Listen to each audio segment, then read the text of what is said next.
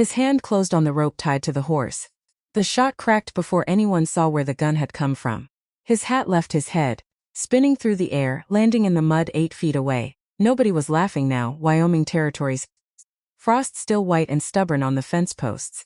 5 riders sat frozen in the yard of a small claim, a place that was supposed to hold nothing but a widow, a boy of 6, and 160 acres of paper not yet finished. The hand holding the gun wasn't shaking. That was the part that scared them. Because for 10 weeks this county had watched that woman keep her head down, walk slow, speak soft. Nobody knew what she carried folded into her apron. Nobody knew what those hands had learned, or from whom in a Kansas wheat field 18 years gone. Behind the window glass a small face had just gone white. And out past the ridge, the smoke was already starting to climb. The frost hadn't even burned off the fence posts yet. That was the first thing. The cold still sitting white and stubborn on the wood, refusing to let go of the night, and Adeline Winters was kneeling in the mud outside the henhouse with one hand wrapped around a cracked egg when she heard it. Not saw it. Heard it. Because that was how the land worked out here. Wyoming Territory. Spring of 1887. Sound came before sight always, out on the flat where a man's eyes could see for miles and still miss everything that mattered. Hoofbeats rolling across dead grass like thunder that hadn't decided yet whether it wanted to be weather or warning. She didn't stand up right away. She counted 1 horse, 2, 3, 4, maybe 5, hard to tell. The wind did that out here, twisted sound around on itself until a person couldn't trust her own ears anymore, so she set the egg down, slow, careful, like the world hadn't just tilted a few degrees under her boots. Except it had. Eli was in 6 years old, and humming some tuneless little song at the table, the kind of hum that meant he hadn't noticed anything wrong yet. Good. Let him keep humming. Let him have 30 more seconds of a world where nothing was wrong. Because after this morning, she had a feeling those seconds were going to be harder to come by. She stood, wiped her hands on her apron. Didn't look like the start of trouble. Looked like the kind of thing a farm woman did 50 times a day, and that was the whole point of it. Wasn't it? That had been the point every single day since she'd buried her husband. Every single day since she'd folded herself down, small enough to fit inside the shape the world expected of a widow with a boy to raise and a claim to prove. Small, quiet, harmless. Except she wasn't looking at the riders yet. She was looking past them, at the paddock. At the horse standing there with his head up and his ears swiveled forward and his nostrils working the air the particular way he did when something in the morning had gone wrong before anybody else could smell it. Samson. 16 hands of dark Morgan muscle, and the last living thing on God's earth that had known her father's hands before it ever knew hers. She started walking toward the yard, not fast, never fast. Fast told a person you were scared, and scared was a scent, same as blood, same as smoke, and men like the ones riding toward her farm this morning could smell it from 100 yards off easy. 5 riders came up out of the flat like they already owned the ground under them. Maybe they figured they would soon enough. The one in front reined up first. Big man. Not fat big. Built big. The kind of big that comes from a whole life of other men stepping out of your way before you ever had to ask twice. Duster the color of dried blood. Hat pulled low enough his eyes were just 2 dark slits under the brim, and even from 30 feet Addie could feel them crawling over her house, her fence, the shadow of her son moving behind the window glass. Adding it up, pricing it, he said, like it was any morning. Like he hadn't just ridden 4 men onto a widow's land at first light for a reason that had nothing at all to do with mourning. She didn't answer, didn't need to. Silence could be an answer too. If a person held it. Rains, he said. Roy Tatum. Ride for the Voss Cattle Company. He said the name the way some men said the name of a church. Like it ought to mean something. Like it ought to make her knees go soft. It didn't. I know who you ride for, Addie said. Because everybody in Cedar Hollow knew who Roy Tatum rode for. And everybody in Cedar Hollow had spent the winter watching what was left of the Voss herd freeze solid in the coulees, carcasses stacked against the fence lines like driftwood after a flood. And everybody in Cedar Hollow had a fair guess what a rancher who'd lost most of his cattle to a winter like that might come looking for. Come spring, he'd come looking for something else to own. Then you know why we're here, Tatum said. I know why you think you're here. One of the men behind him laughed. Short, ugly. The kind of laugh a man gives when he's watching somebody else about to make a fool of themselves and he's grateful it isn't him. Tatum didn't laugh.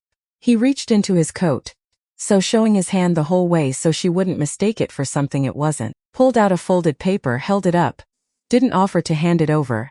Just held it like proof, and almost the same thing if a man said them in the same breath. Mr. Voss is prepared to make a generous offer, he said, for the Winters claim. Cash money. More than fair, considering the state of. A pause. Cruel in how patient it was. Considering you're out here alone. Alone, he'd chosen that word on purpose. Set it down soft and let it sit there so she'd have to feel the whole weight of it settle into her chest. A woman. A boy. No husband. No brother, no father. Except he was wrong about that last part and he didn't even know it yet. I'm not selling, Addie said. Didn't ask if you wanted to. Then you already have your answer. Tatum's jaw worked, chewing on something. Patience maybe, running thin. Or maybe just tobacco. Because that was the kind of man he was, the kind who could look straight at a woman's whole life and see nothing in it but a line item. You've got 7 days, he said. Sign. Or Mr. Voss files a dispute on your claim at the land office. His husband never proved up proper, says the improvements don't meet requirement. He shrugged one shoulder, like the law itself was a shrug a man could afford to give. Territory judge in Laramie doesn't much care for widow claims that can't back themselves up on paper. You know that same as I do. She didn't. Not the particulars of it, but she knew plenty about paper. Knew how paper could be bent and folded and refolded until it said whatever the man holding the pen wanted it to say. Get off my land, she said. Which was when the younger one, the one with a scar cutting white through one eyebrow, swung down off his horse. Not toward her. Toward the paddock. Toward Samson. Whit Tatum started, except the younger one wasn't listening. Already crossing the yard with a coiled length of rope in one hand, and a look on his face like a man collecting a debt somebody else owed him. Figure we'll just take the horse, he said. Not even looking at Addie now. Looking at Samson instead. The deep chest. The confirmation that told any horseman worth his salt that this animal was no plow horse. This was bloodline. This was worth some. Insurance. Make sure you don't decide to run off before them. 7 days is up. Addie's whole body went very still. It's not frozen. Still the way a held breath is still the way the second before a hammer drops is still. Touch my horse, she said, and her voice came out low, came out flat, came out with none of the softness she'd spent nearly a year folding herself into. And you'd. Silence, then Whit laughed. Threw his head back and laughed like she'd told him the finest joke he'd heard all winter. And 2 of the others laughed along with him, because that was what men did when a woman said a true thing out loud, and they'd already decided it couldn't possibly be true. That right, he said, still grinning, reached out, closed his hand around the halter rope. Don't, she thought. Except he already had. Which meant the choosing was already finished, had finished the second his fingers closed on that rope, and there was nothing left now but the doing of it. Everything after that happened in about a second and a half. Addie's hand moved. Not toward anything visible. Toward the fold of her apron. The one that hung heavier than an apron ought to hang. The one that had been hiding 6 inches of blued steel every single day for the better part of a year. Ever since a scene decided a widow alone with a boy, and a claim could not afford to be only what she looked like. The Colt came up. The shot cracked out across the yard and rolled off toward the hills like something with teeth in it.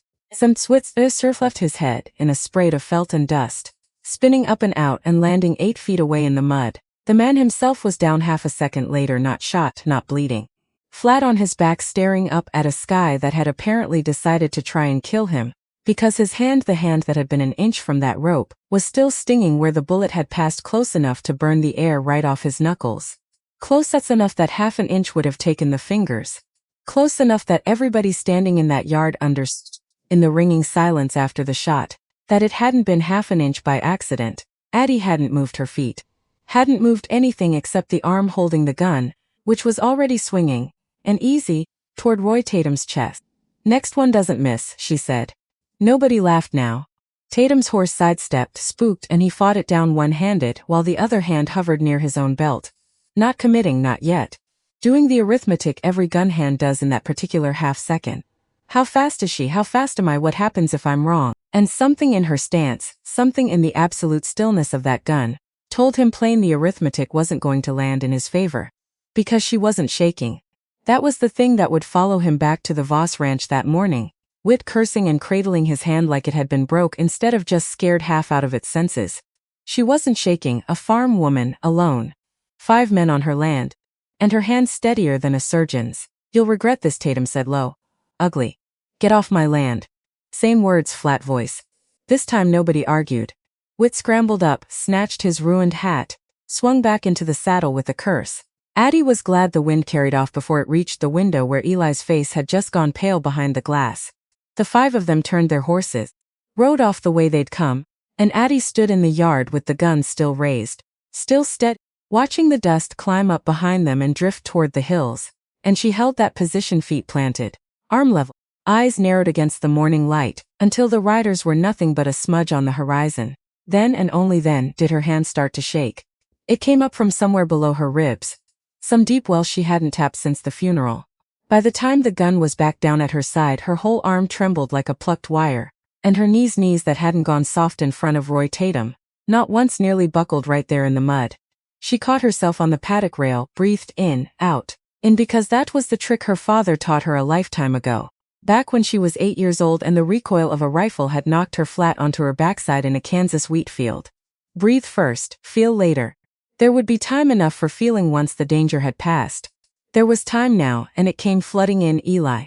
She was moving before the thought had finished, crossing the yard at something just short of a run, and by the time she hit the front door he was already there, small hands pressed flat to the glass, eyes huge, and she scooped him up without breaking stride, one arm hooking under him even though he was getting too big for it, too long-legged, too much like his father in the way he held himself, even scared. Was that the bang? He said into his... Not really a question, he'd heard bangs before, a rifle shot at dusk, a hunter's shotgun rolling across the flat. Not one that close. Not one that made his mother's whole face go white the way this one had. That was nothing, Addie said. That was just me practicing. Practicing what? Because she'd never told him. Not really. He knew she could shoot, every farm child learned that much. Same as milking a cow or splitting kindling, but he didn't know what she could do. Didn't know what her hands remembered. Down in the muscle. Down in the bone, from a childhood he'd never seen and a father-in-law he'd never once met. Just practicing, she said again, and carried him inside, and shut the door, and threw the bolt, and stood a moment with her back against the wood, and her son's heart hammering against her collarbone, and her own heart doing something twice as fast and twice as loud, because 5 men had just ridden onto her land. Because one of them had put his hand on her father's horse. Because she had pulled a trigger for the first time, in the better part of a year, and some terrible, honest part of her, the part she kept locked at the bottom of everything else she was, had felt something close to relief when she did it. Like a muscle finally let move after being held clenched too long, she set.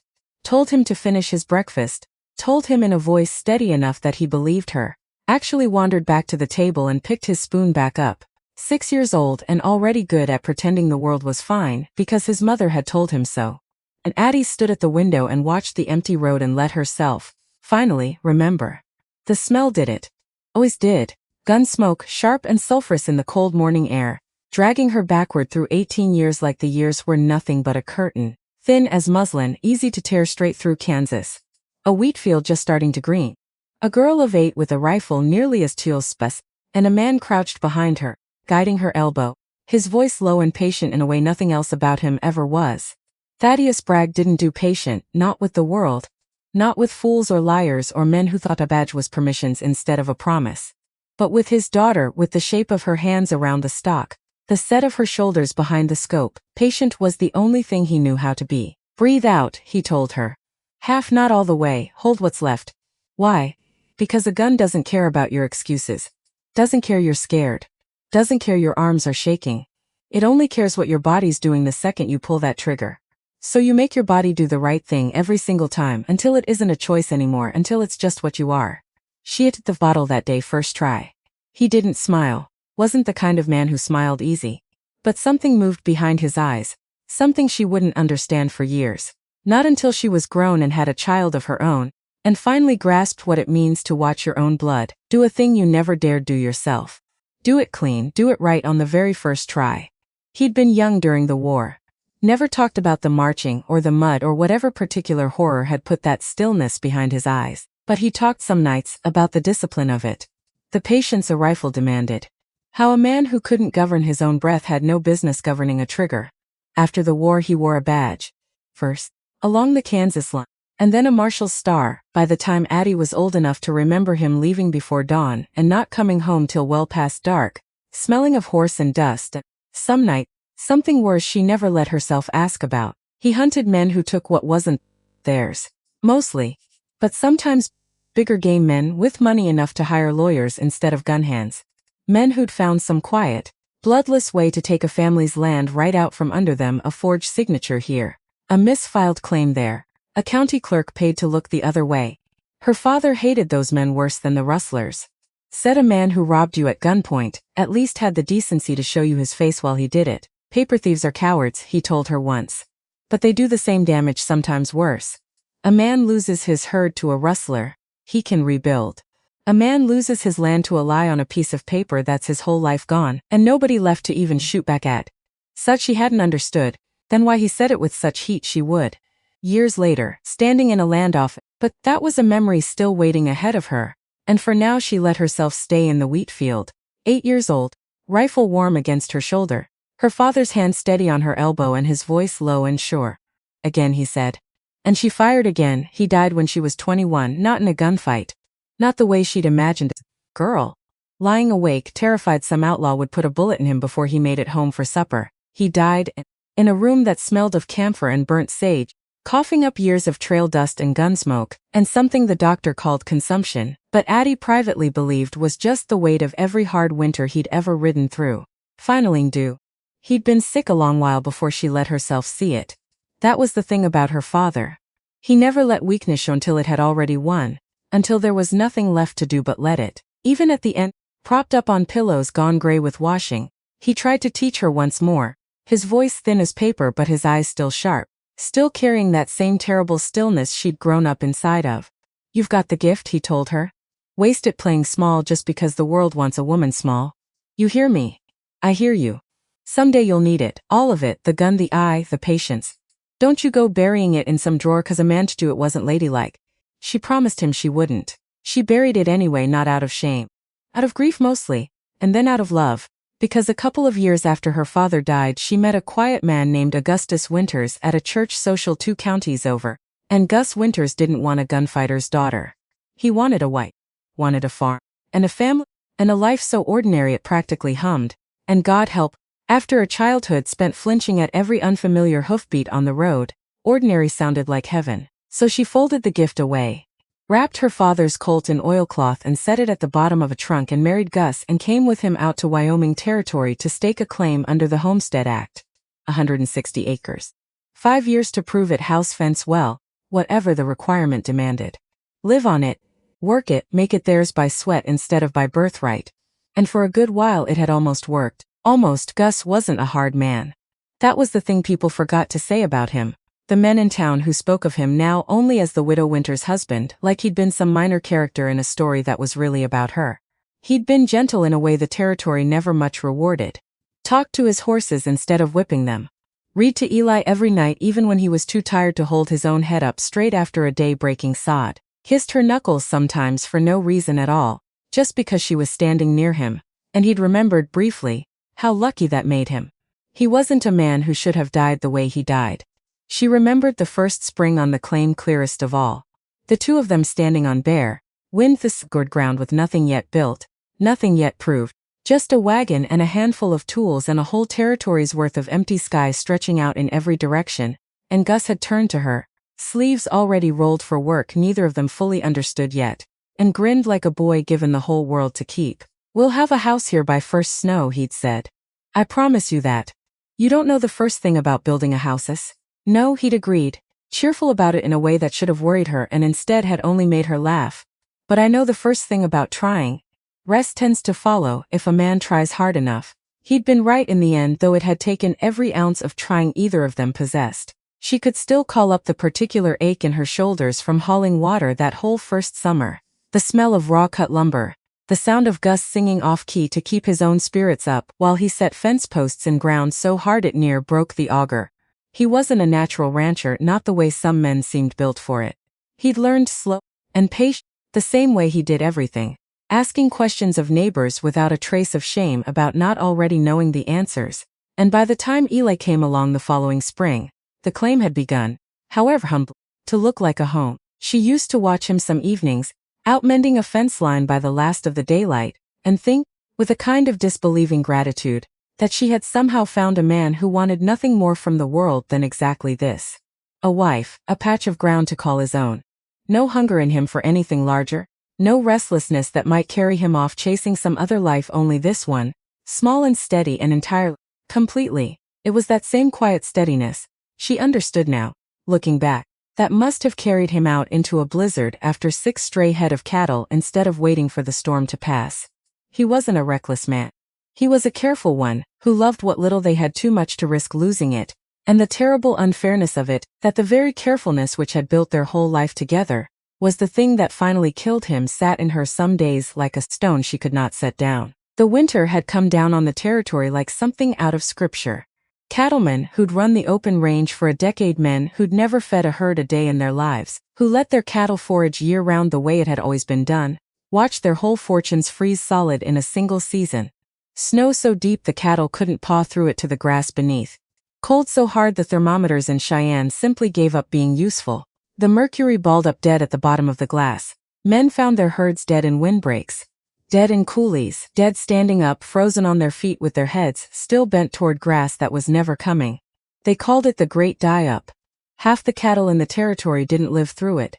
Some ranches lost 80–90% of what they'd built. Fortunes a decade in the making simply ceased to exist between November and the thaw, and men who'd been kings of the grass one autumn were paupers come spring.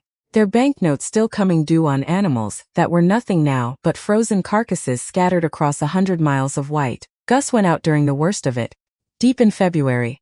A blizzard that came down so fast and so total, the house itself seemed to vanish into it, the windows gone blind and white, the wind screaming around the eaves like something with a voice of its own. Their small herd, 6 head, nothing grand, just enough to keep them fed, and a little ahead had broken through a fence in the storm, spooked by something. And Gus went out to bring them back before they wandered off into the white and were lost for good. He didn't come back. Addie waited 2 hours before she understood, cold certainty settling into her stomach like a stone. That 2 hours was already too long. She bundled Eli, 4 years old, too young to understand, just old enough to be terrified by his mother's face, into every blanket in the house, and went out into the storm herself, screaming Gus's name into a wind that ate the sound before it traveled 10 feet. She found him the next morning. The storm had broken by then, the world gone silent and white and impossibly clean, the way it always did after, like the blizzard had never happened at all. Like it hadn't just taken a man's life and left his wife screaming into snowdrifts the whole night through. He was half a mile from the house, curled against the lee side of a low ridge, the kind of shelter a man finds by instinct when his body starts shutting down and his mind goes soft and warm with the particular treacherous comfort of freezing to death. His hands were tucked into his coat. His hat was gone, blown off somewhere in the dark, never found. And the cattle he'd gone out to save stood not 40 yards off, alive, unhurt, having weathered the storm on the far side of the ridge the way cattle sometimes do, some instinct of their own carrying them to shelter, while the man who chased after them froze in the open. The county doctor called it exposure, ruled it an accident, said it plainly, without cruelty, the way a man says a thing he's already said 100 times that winter. Because Gus Winters was far from the only soul the territory had claimed. Dozens of cowhands, ranchers, homesteaders. The Great Die-Up hadn't discriminated between man and beast. The whole country had simply tried to freeze itself to death, and some of it had succeeded. She believed the doctor mostly. Except there was a bruise, high on his temple, half hidden beneath the frost crusted in his hair, and she noticed it while she washed him for burial, with hands gone as numb as the rest of the world, and she told herself it was from a fall. Men fell in blizzards, fell over their own boots, fell against fence posts they couldn't see, fell 100 ways in a whiteout that swallowed the whole visible world. Except the snow near where she found him looked wrong, disturbed in a way that didn't quite match a man simply lying down to die. She noticed it, and then made herself stop noticing it. The way grief lets a person look directly at a thing and still somehow not see it, because seeing it meant asking a question she didn't have the strength left to ask. Not with a 4-year-old needing hers to still be his mother, not with a claim to prove up alone, not with a whole hard territory spring bearing down on her with nobody left to share the weight of it. So she buried him. Buried her questions right along with him, in the same frozen ground. Under a marker she cut herself, with her own hands, from a plank off the barn wall, and carved his name into with a knife her father had left her. And she did not let herself cry until the boy was asleep that night, and then she cried until there was nothing left in her to cry with. That had been 10 weeks ago now. 10 weeks. Not even 3 months. The ground still hadn't fully thawed over where he lay. She had buried the gun again too after that. Told herself the world was different now. A widow with a boy needed to be careful, needed to be small, needed to keep her head down and her claim quiet and just survive the way half the territory was trying to survive this terrible, thin ice. But something in her hadn't stayed buried. Some nights after Eli slept, she took the Colt out of its oilcloth and sat at the kitchen table with it in her lap, not loading it, not even really holding it, just letting her hand remember the shape of it, the weight, the particular coolness of the metal. Some deep, stubborn part of her, the part her father had spent a whole childhood building into her, patiently, breath by breath, shot by shot, simply refusing to go all the way quiet. She hadn't understood why then, she understood now. Because 10 weeks of careful quiet had just ended in her own front yard with a gunshot that took a man's hat clean off his head. And whatever was coming next, and something was coming, she could feel it the way a person feels weather turning before the sky gives any real sign of it. She was going to need every single thing her father had ever taught her, every last breath of it. She didn't sleep that night. Sat instead at the kitchen table with the sharps laid across a square of cloth, working the oil into the wood the way her father had shown her. Slow thumb pressed hard enough to feel the grain. Because her hands needed the work. Because if her hands stopped moving, her mind went straight back to the yard. Straight back to Whit Sawyer's fingers closing on the rope. And she couldn't afford that tonight. Couldn't afford to sit still with it. So she worked the oil in and thought instead about the county. Because she wasn't the only one. That was the thing nobody said out loud, not yet. Not until the numbers got bad enough that saying it became a kind of relief. Half of Cedar Hollow had lost something to that winter. The Pruitts had lost 40 head and a son besides. The boy gone out after a strayed heifer in weather that took him instead of bringing him back. The Ackermans had sold off 2/3 their herd for pennies, just to keep the rest fed through what was left of the cold. Old Dutch Rourke, who'd ranched this valley longer than anybody, had gone quiet since the thaw in a way that worried his neighbors more than any complaint could have. And now here came Garrett Voss, ruined worse than any of them, looking for a way to climb back out of the hole the winter had dug him. She understood, in some small and reluctant corner of herself, what a man like that must feel, watching everything narrow down to nothing. She understood it and hated that she understood it, because understanding a thing and forgiving it were not the same animal at all, and she had no intention of confusing the two. Her father had taught her that too, though not in words. Taught it in the way he'd hunted men who robbed a family blind and never once excused it on account of their own hard luck. A man's ruin doesn't buy him the right to ruin somebody else, he'd have said. She could hear him saying it, clear as if he stood in the room. By the time the oil had worked into every seam of the stock, the window had gone from black to the low gray of early morning, and Addie set the rifle aside and pressed both hands flat against the table and breathed. In, out, in, because tomorrow she'd ride into town, and whatever waited there she meant to meet it steady. Cedar Hollow wasn't much of a town, one street. More mud than gravel most months of the year. Buildings that looked like they'd been thrown up in a hurry by men who fully expected to tear them down again, the moment something better came along. And never quite got around to it. A dry goods store. A saloon that did double duty as the only place in 50 miles to hear news from the outside world. A blacksmith's forge that hammered out a steady rhythm most mornings, carrying clean across the flat when the wind sat right. A church with a steeple that had been struck by lightning twice and rebuilt twice, stubborn as the folks who worshipped under it. And at the far end of the street, a squat little building with a hand-painted sign that read County Land Office. The place, Addie thought grimly as she tied Samson to the rail outside, 2 days after the standoff in her yard, that held the fate of every homesteader within 100 miles inside a single filing cabinet, because that was the whole of how it worked under the Homestead Act. You staked your claim, built your improvements, lived on the land, worked it, proved yourself worthy of it, year after year, and then only then you went to the land office and filed your final proof. And a man behind a desk decided whether the paper in front of him matched the life you'd actually lived. A man. A desk. A stamp. That was the whole system. Gus had filed their claim years back, closing in now on the full 5, close enough that Autumn would see the thing finished. Close enough that Addie had let herself, once or twice, and imagine the day she'd walk out of this same office holding paper that made the land unquestionably, permanently theirs. Garrett Voss apparently didn't intend to let her have that day. The land office smelled of dust and old ink.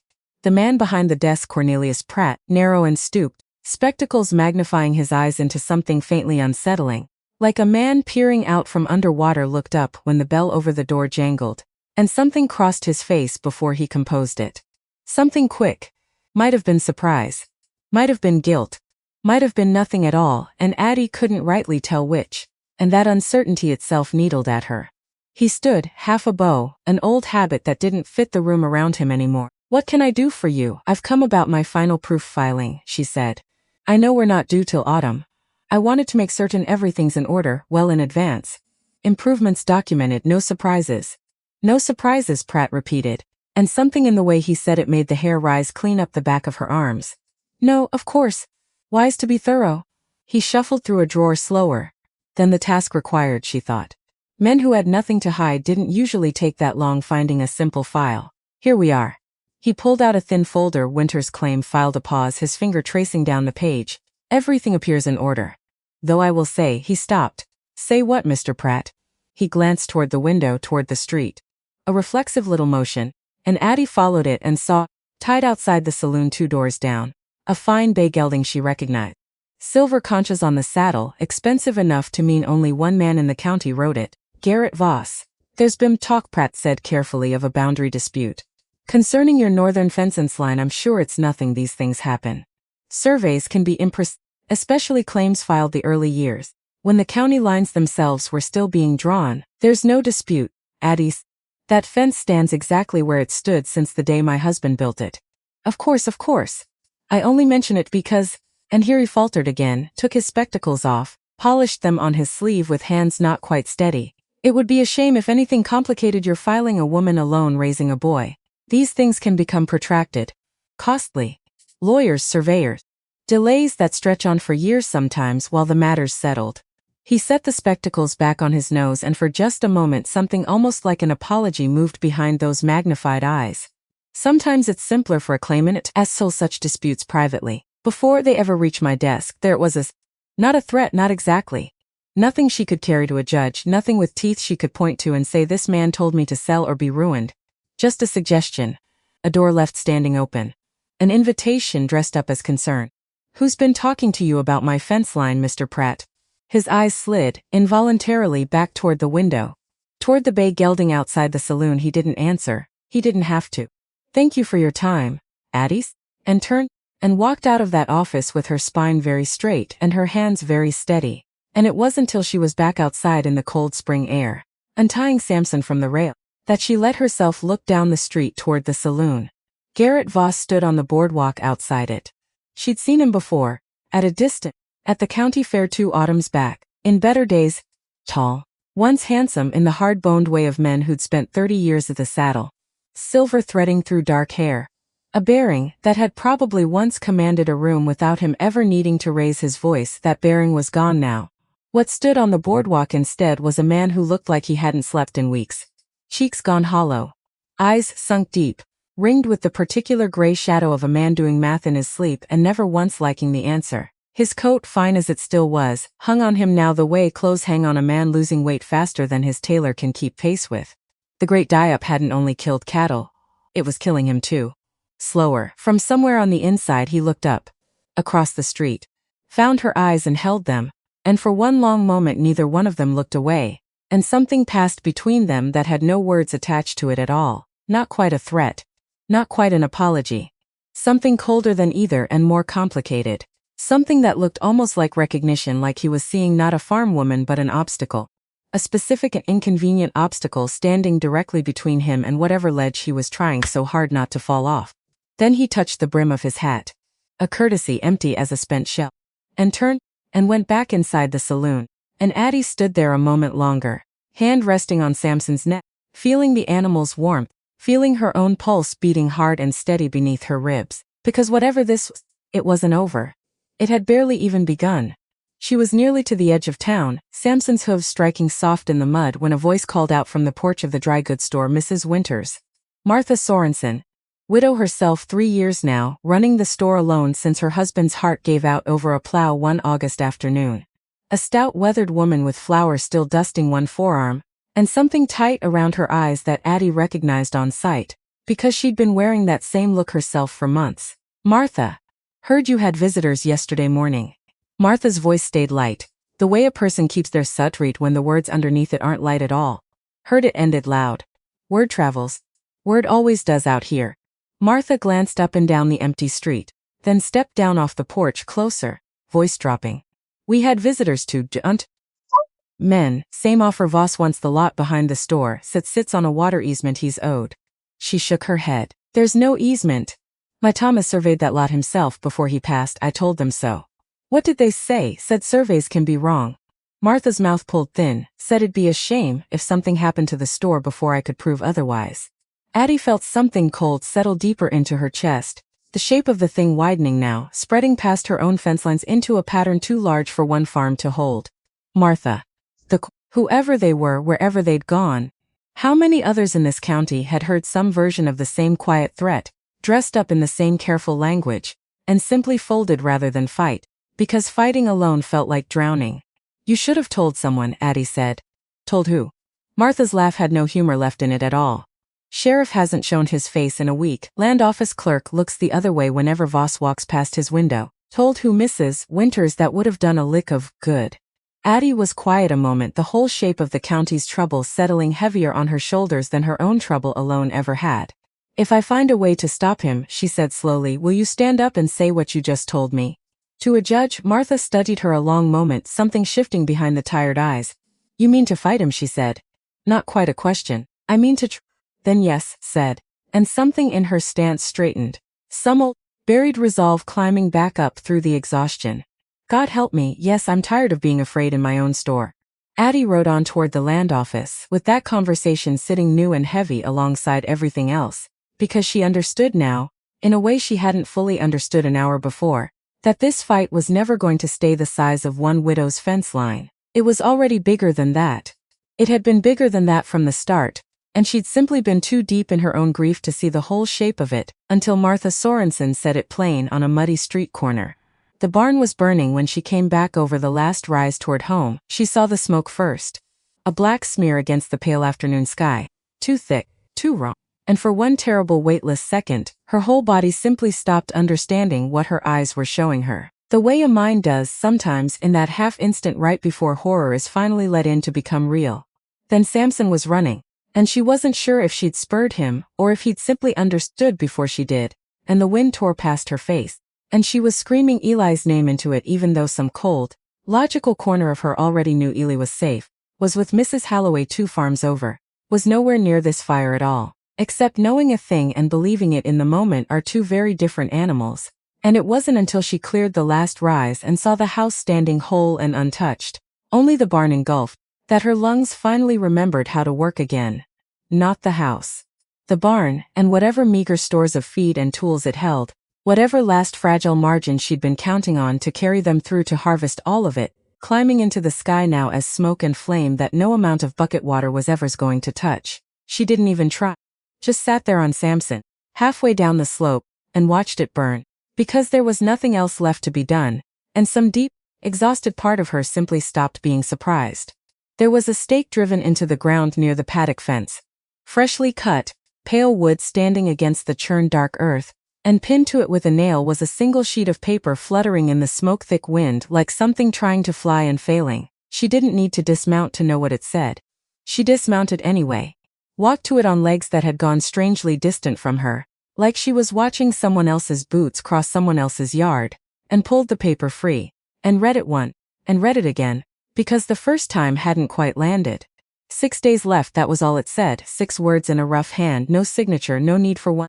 She stood a long moment with the paper in her hand, and the barn roaring and collapsing behind her, sparks lifting into the cold sky and dying there, and something in her chest that had held very still for 10 weeks since a bruise on a frozen temple, since a doctor's kind and careless word, since a grave she'd dug half believing a lie because the truth had been too heavy to carry alone, something in her chest finally quietly broke open, not into grief, into something harder than grief, because she understood, standing there watching her barn burn down to its bones, that this was never going to stop being about a fence line, or a filing at the land office, or 7 days scrawled on a scrap of paper. This was about a man desperate enough, ruined enough, cornered enough by a winter that had broken half the territory, to burn a widow's barn and pin a countdown to her fence post like she was livestock he meant simply to herd toward a gate, and she thought of her father, of a wheat field in Kansas, and a rifle nearly as tall as she was, and a voice, low and patient, that had never once in her whole childhood told her the world was safe, only that she could be ready for it. She thought of Gus, curled against a ridge in a blizzard that had somehow left the very cattle he'd gone out to save standing unharmed 40 yards off. She thought of a bruise she'd told herself was nothing. Something is coming.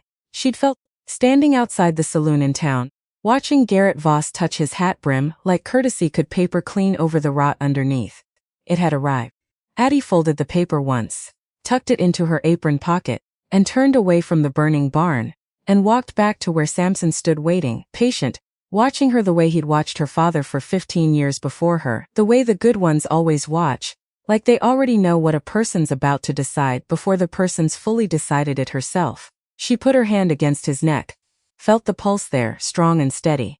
Not selling, she said, more to herself than to the horse, more to the memory of her father than to either of them. Not now, not ever. She swung up into the saddle.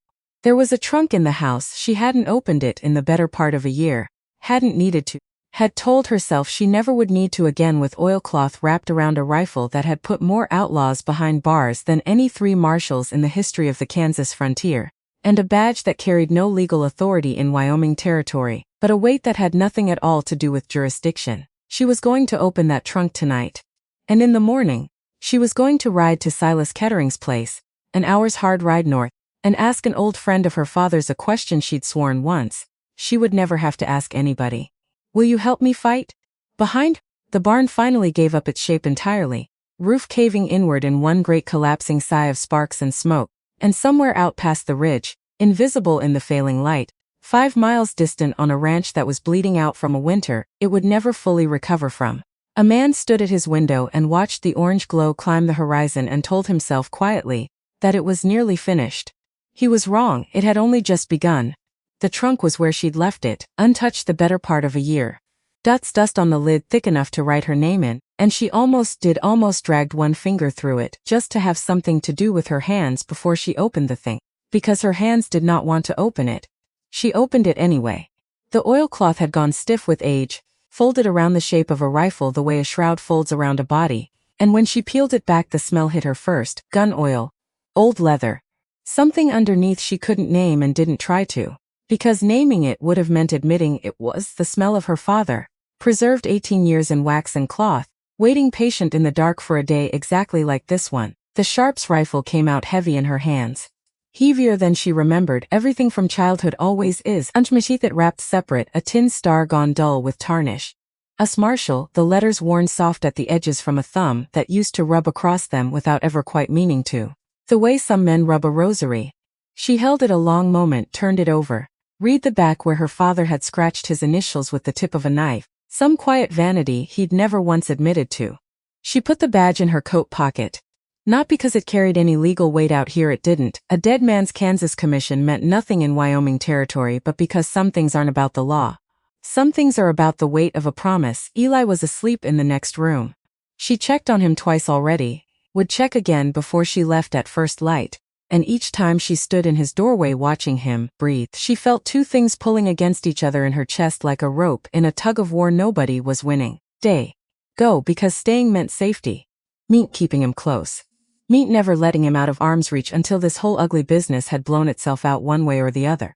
Except staying also meant 6th, now ticking down toward a fence post with a countdown nailed to it, and a barn burned down to its bones, and a man 5 miles distant drowning in debt, and desperate enough to burn things that were never his to burn. Staying wasn't safety, staying was only a slower kind of losing, so she packed a bag before dawn. Bread, a little dried meat.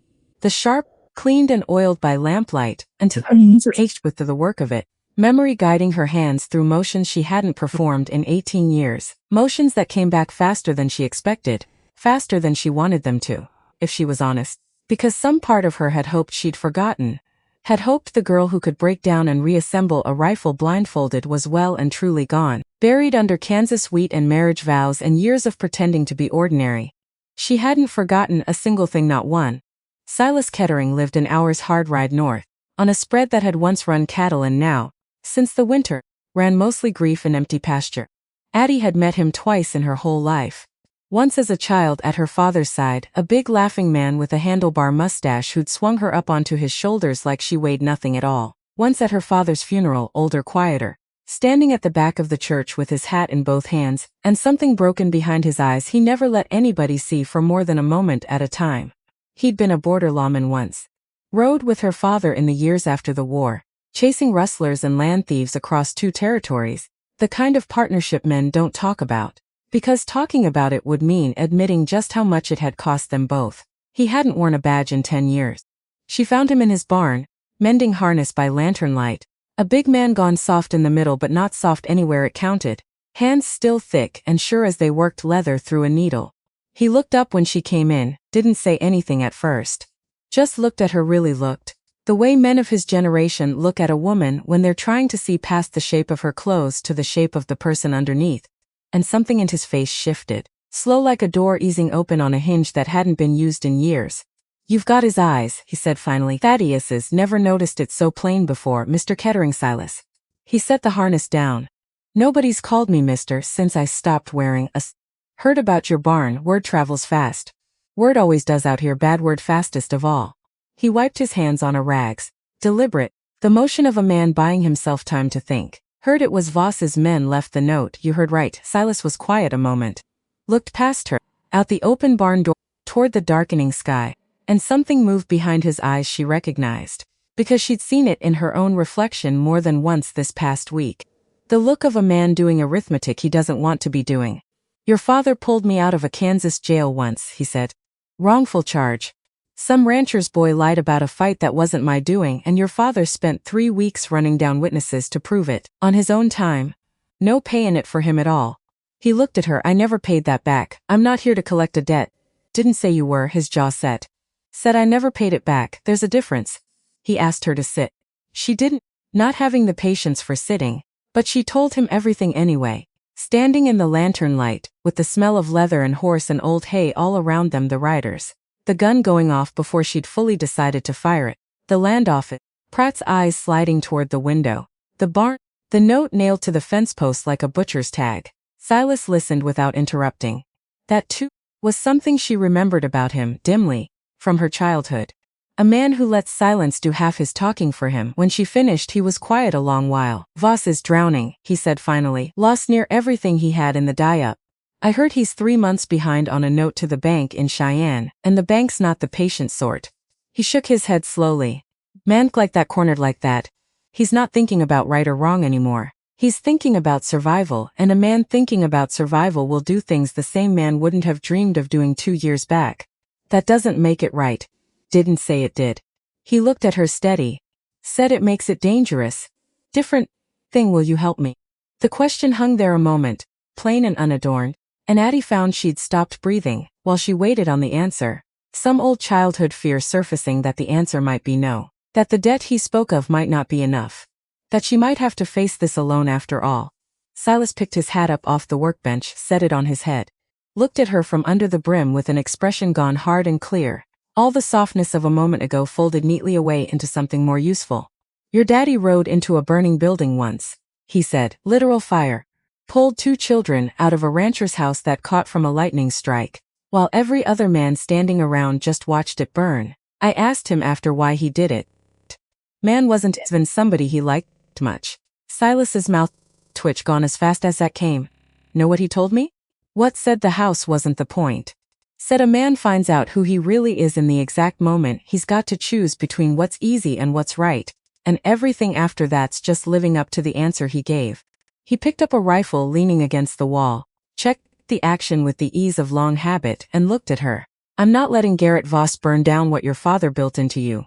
Not while I've still got breath left to say otherwise." Something in Addie's chest, tight since the barn fire, eased for the first time in days. "Thank you, Silas." "Don't thank me yet." He swung the rifle up over his shoulder. "Thank me after." Man makes a lot of promises standing in a warm barn. Questions always whether he keeps them out in the cold. He walked her out to where Samson stood waiting, and before she mounted he caught her arm, gentle, and held it a moment. "One more thing," he said. "And I want you to hear it plain, not as an old man fussing. Your father was the finest shot I ever rode beside, and he still got scared before every hard thing he ever did. You're not less than him if your hands shake tonight, or tomorrow or the night after that. You're only proving you're exactly as human as he was. I know that. Knowing it and believing it are two different animals, Silas said, without knowing it, the very thought that had carried her through the land office days before. Just don't let the fear convince you that you're alone in it. You've got 3 of us now, whatever comes. Something in her throat went tight, and she nodded, not trusting her voice just yet, and swung up into the saddle, and rode home through the last gray hour before dawn with Silas's words sitting warm alongside all the cold, hard fear. Ezra Doss they found the next morning, 3 miles further north, on a small spread that shouldn't have existed by most men's reckoning of the world, and existed anyway. Stubborn as the man who'd built it, he was breaking a young Mustang when they rode up. Wiry, sun-dark, moving in the round pen with a patience that looked almost like stillness. Like he and the horse were already deep in a conversation neither one of them needed words for. Addie had heard of him before she ever met him. Everybody in the county had. Freedmen, some said, though nobody quite knew the whole of his story, and Ezra never once volunteered it. Come west after the war like so many others, chasing the same promise that had drawn her own family land. If a man was willing to work 5 years to earn it, a promise that didn't much care what a man's history had been, so long as his hands were willing. He'd built something real out here. A horse operation half the ranchers in the county quietly relied on, even while some of them wouldn't shake his hand in town, and Addie had always found that particular hypocrisy of the frontier a hard thing to swallow. A place that called itself free and still drew its lines so careful, even out here at the edge of everything. Ezra saw them coming and finished with the Mustang before he came to the fence, unhurried. A man who doesn't let other people's urgency rush him past his own good sense. Silas Kettering, he said, by way of greeting, riding with a stranger. That's usually trouble. This is Adeline Winters, Silas said. Thaddeus Briggs' daughter. Something shifted in Ezra's face. Recognition. Or maybe the particular respect one careful man affords the memory of another. Heard your father's name spoken kindly more than once, he said. Rare thing, a lawman spoken kindly of by folks who never had much reason to expect kindness from a badge. He looked at Addie a moment longer, taking her measure the same unhurried way he'd taken the Mustangs, and Addie found she didn't mind it, because there was nothing unkind in it. Only care what brings you to my fence, Mrs. Winters, she told him. Same's tightened now from the telling, and Ezra listened with his forearms crossed over the top rail, eyes flicking once briefly, toward the horizon in the direction of the Voss ranch, like he could see the trouble sitting out there, even at this distance. Voss's men have been through here before, he said when she finished. Different reason. Tried to buy my grazing rights along the creek, 2 years back before the winter ever hit. I told them no. A faint, humorless smile. Man who told me the price didn't seem to think I understood English, kept repeating the number louder like volume was the problem. What'd you tell him? Told him the same thing at the same volume he'd used on me. Ezra's smile deepened slightly, still humorless, more the ghost of old satisfaction than anything warm. He didn't come back. Voss is desperate now, Silas said. Different animal than he was 2 years back. Desperate men are just the ones who finally show you what they were all along, Ezra said, quiet. He looked at Addie. I've got no love for Garrett Voss, and no illusions about what he's willing to do to keep from going under. But I've got a question before I answer yours, Mrs. Winters, and I'd ask you answer it straight. Ask it. Why do you want my help? He held her eyes. Plenty of women in your position would sell. Take the money. Move on. Start again somewhere. The wind isn't blowing quite so hard against them. Nobody would think less of you for it, so why fight? Addie was quiet a moment. Thought of Gus curled against a ridge with a bruise on his temple nobody had ever properly explained. Thought of her father's voice, low and steady in a wheat field. Thought of a boy asleep in a farmhouse too young, yet to understand what his mother was choosing to become for his sake. Because it isn't just land, she said finally. It's the last thing my husband ever built. It's the only inheritance my son is going to have from a father he's already forgetting the sound of. She stopped. Found the rest of it harder to say, said it anyway. And because I spent nearly a year making myself small so the world would leave me be. And it didn't leave me be, it came for me anyway. So I might as well stop being small. Ezra studied her a long moment. Then he nodded once and pushed off the fence rail. I'll saddle a horse, he said. But understand me, Mrs. Winters. I've got a family of my own to think of over that ridge. A tilt of his head toward a small house Addie could just make out through a stand of cottonwood. I'm not riding into a war I don't believe we can win. So you'd best be as good with that rifle as your father's reputation suggests. I am, Addie said. No boast in it. Only fact, plain as the weather.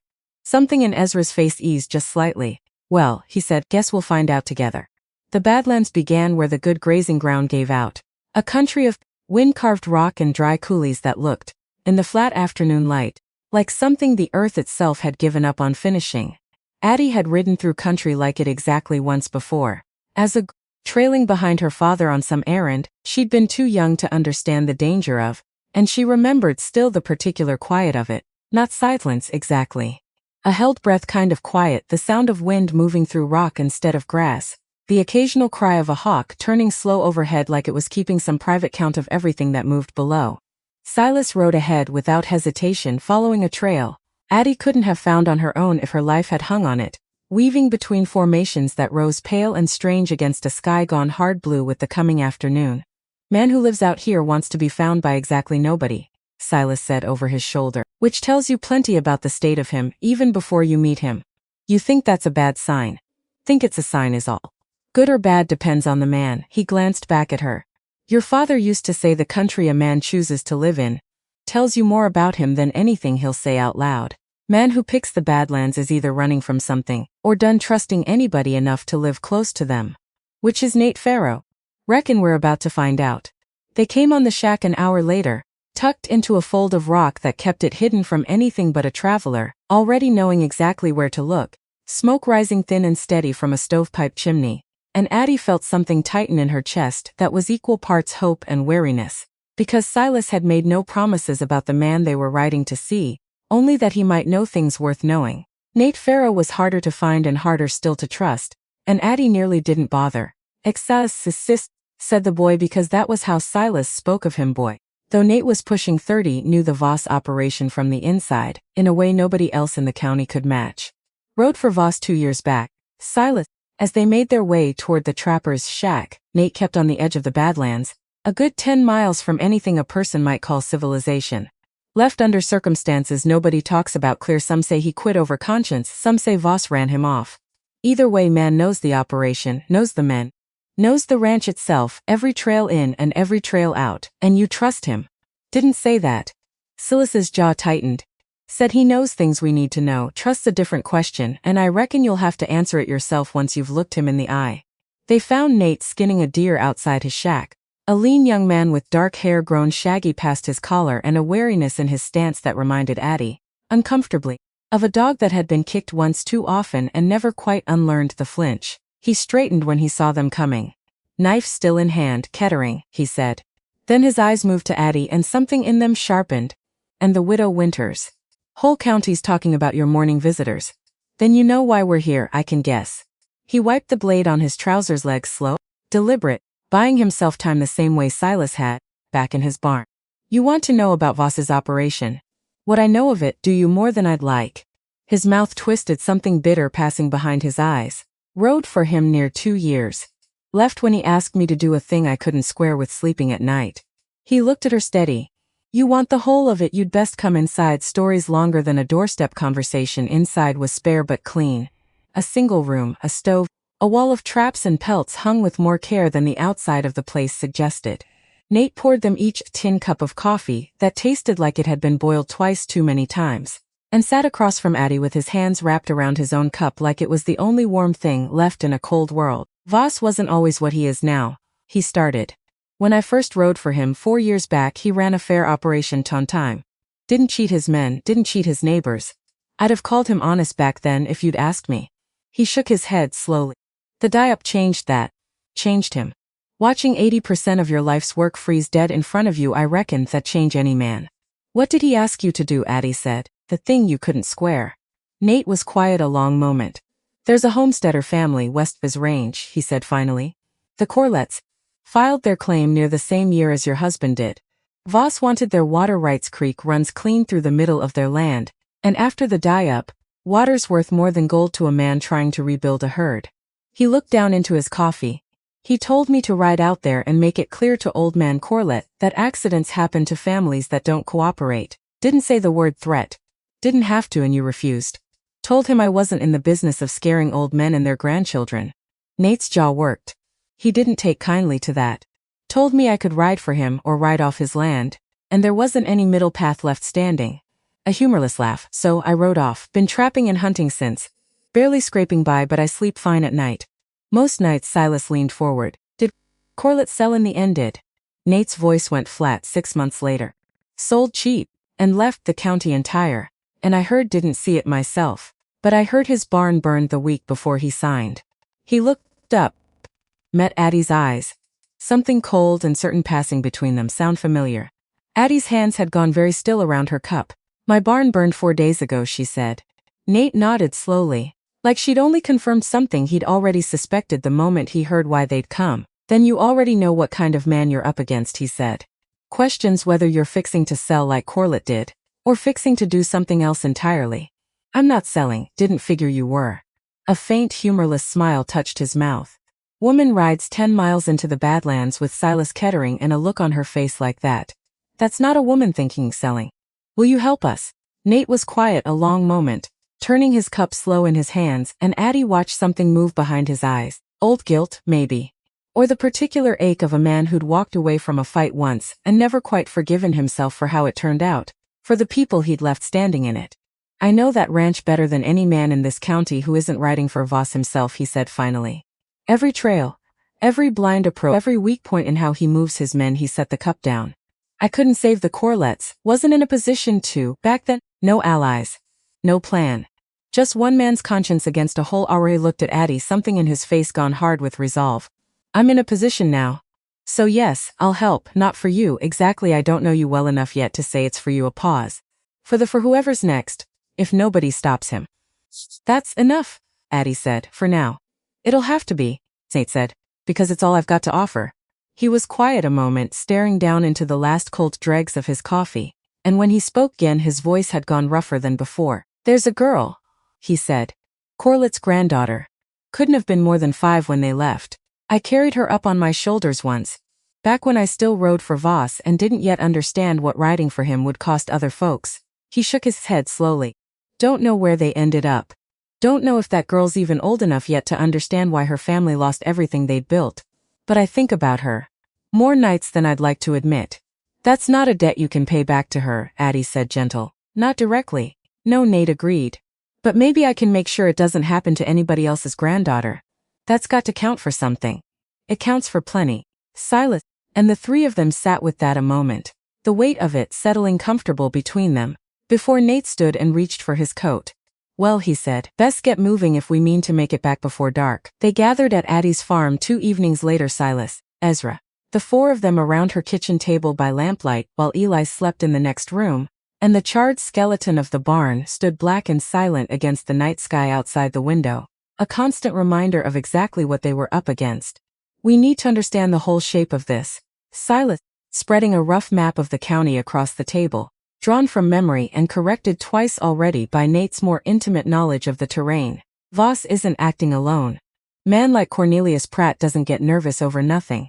If he's steering Mrs. Winters toward a private settlement, somebody's paying him to steer. I can find out, Ezra said. I deliver horses to half the county including the land office, state. Nobody thinks twice about me being underfoot there. Man forgets a groom's got ears. Careful, Addie said. If Pratt's dirty he won't take kindly to being watched. I've spent my whole life being underestimated, Ezra said, with a dry look that carried no self-pity in it at all, only fact. I intend to make it useful for once. Nate leaned over the map, tracing a finger along the northern boundary of the Voss Range, where it butted up hard against 3 separate homestead claims. Addie's include. If I had to guess, he said, I'd say Voss isn't after your land for grazing alone. Grazing's worth something, sure, especially after the die-up thinned his range. But there's something else here. He tapped the map, along the line of the creek, cutting through Addie's northern acreage and on through 2 neighboring claims. Water. Every claim along this line shares access to the same creek. A man who controlled all 3, that's controlled the water for near 10 miles of range, that's worth more than any single herd, Silas finished grimly. That's worth rebuilding an entire operation.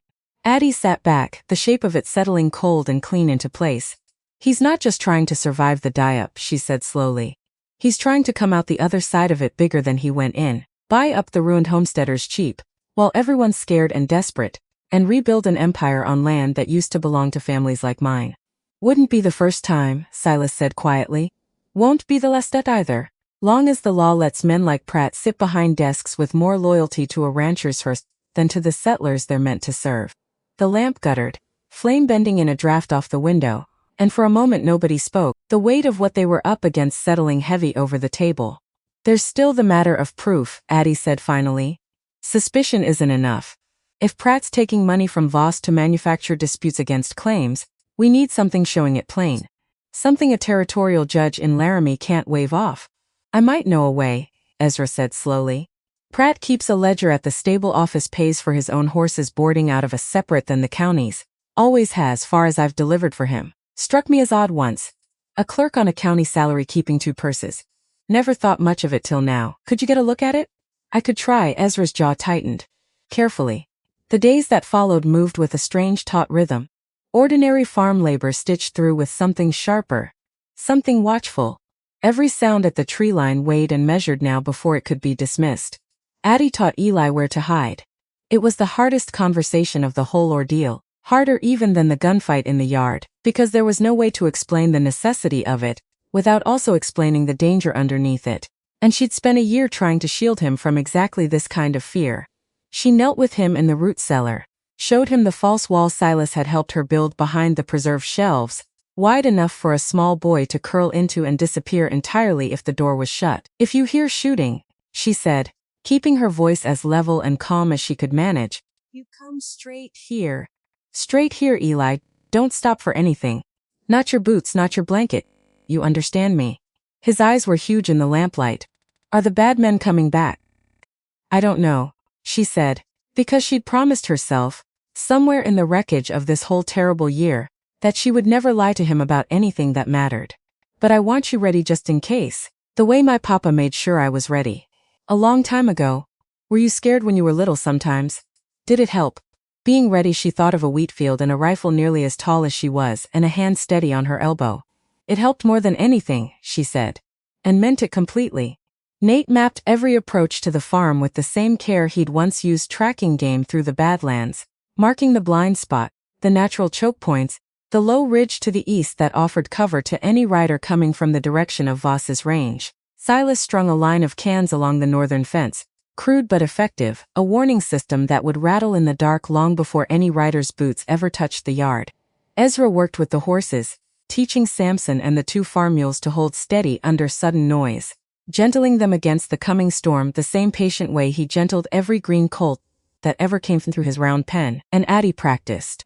Every day before Eli, she walked to the tree line with the Sharps and her father's colt and put round after round into a hay-stuffed target Silas had rigged against the burned barn's remaining foundation stones, and each morning the old rhythm came back a little more whole. Breathe out, half, not all the way, hold what's left until her hands stopped shaking between shots entirely, until the gun in her grip felt less like a weapon and more like a fact about herself she'd simply finally chosen to stop denying.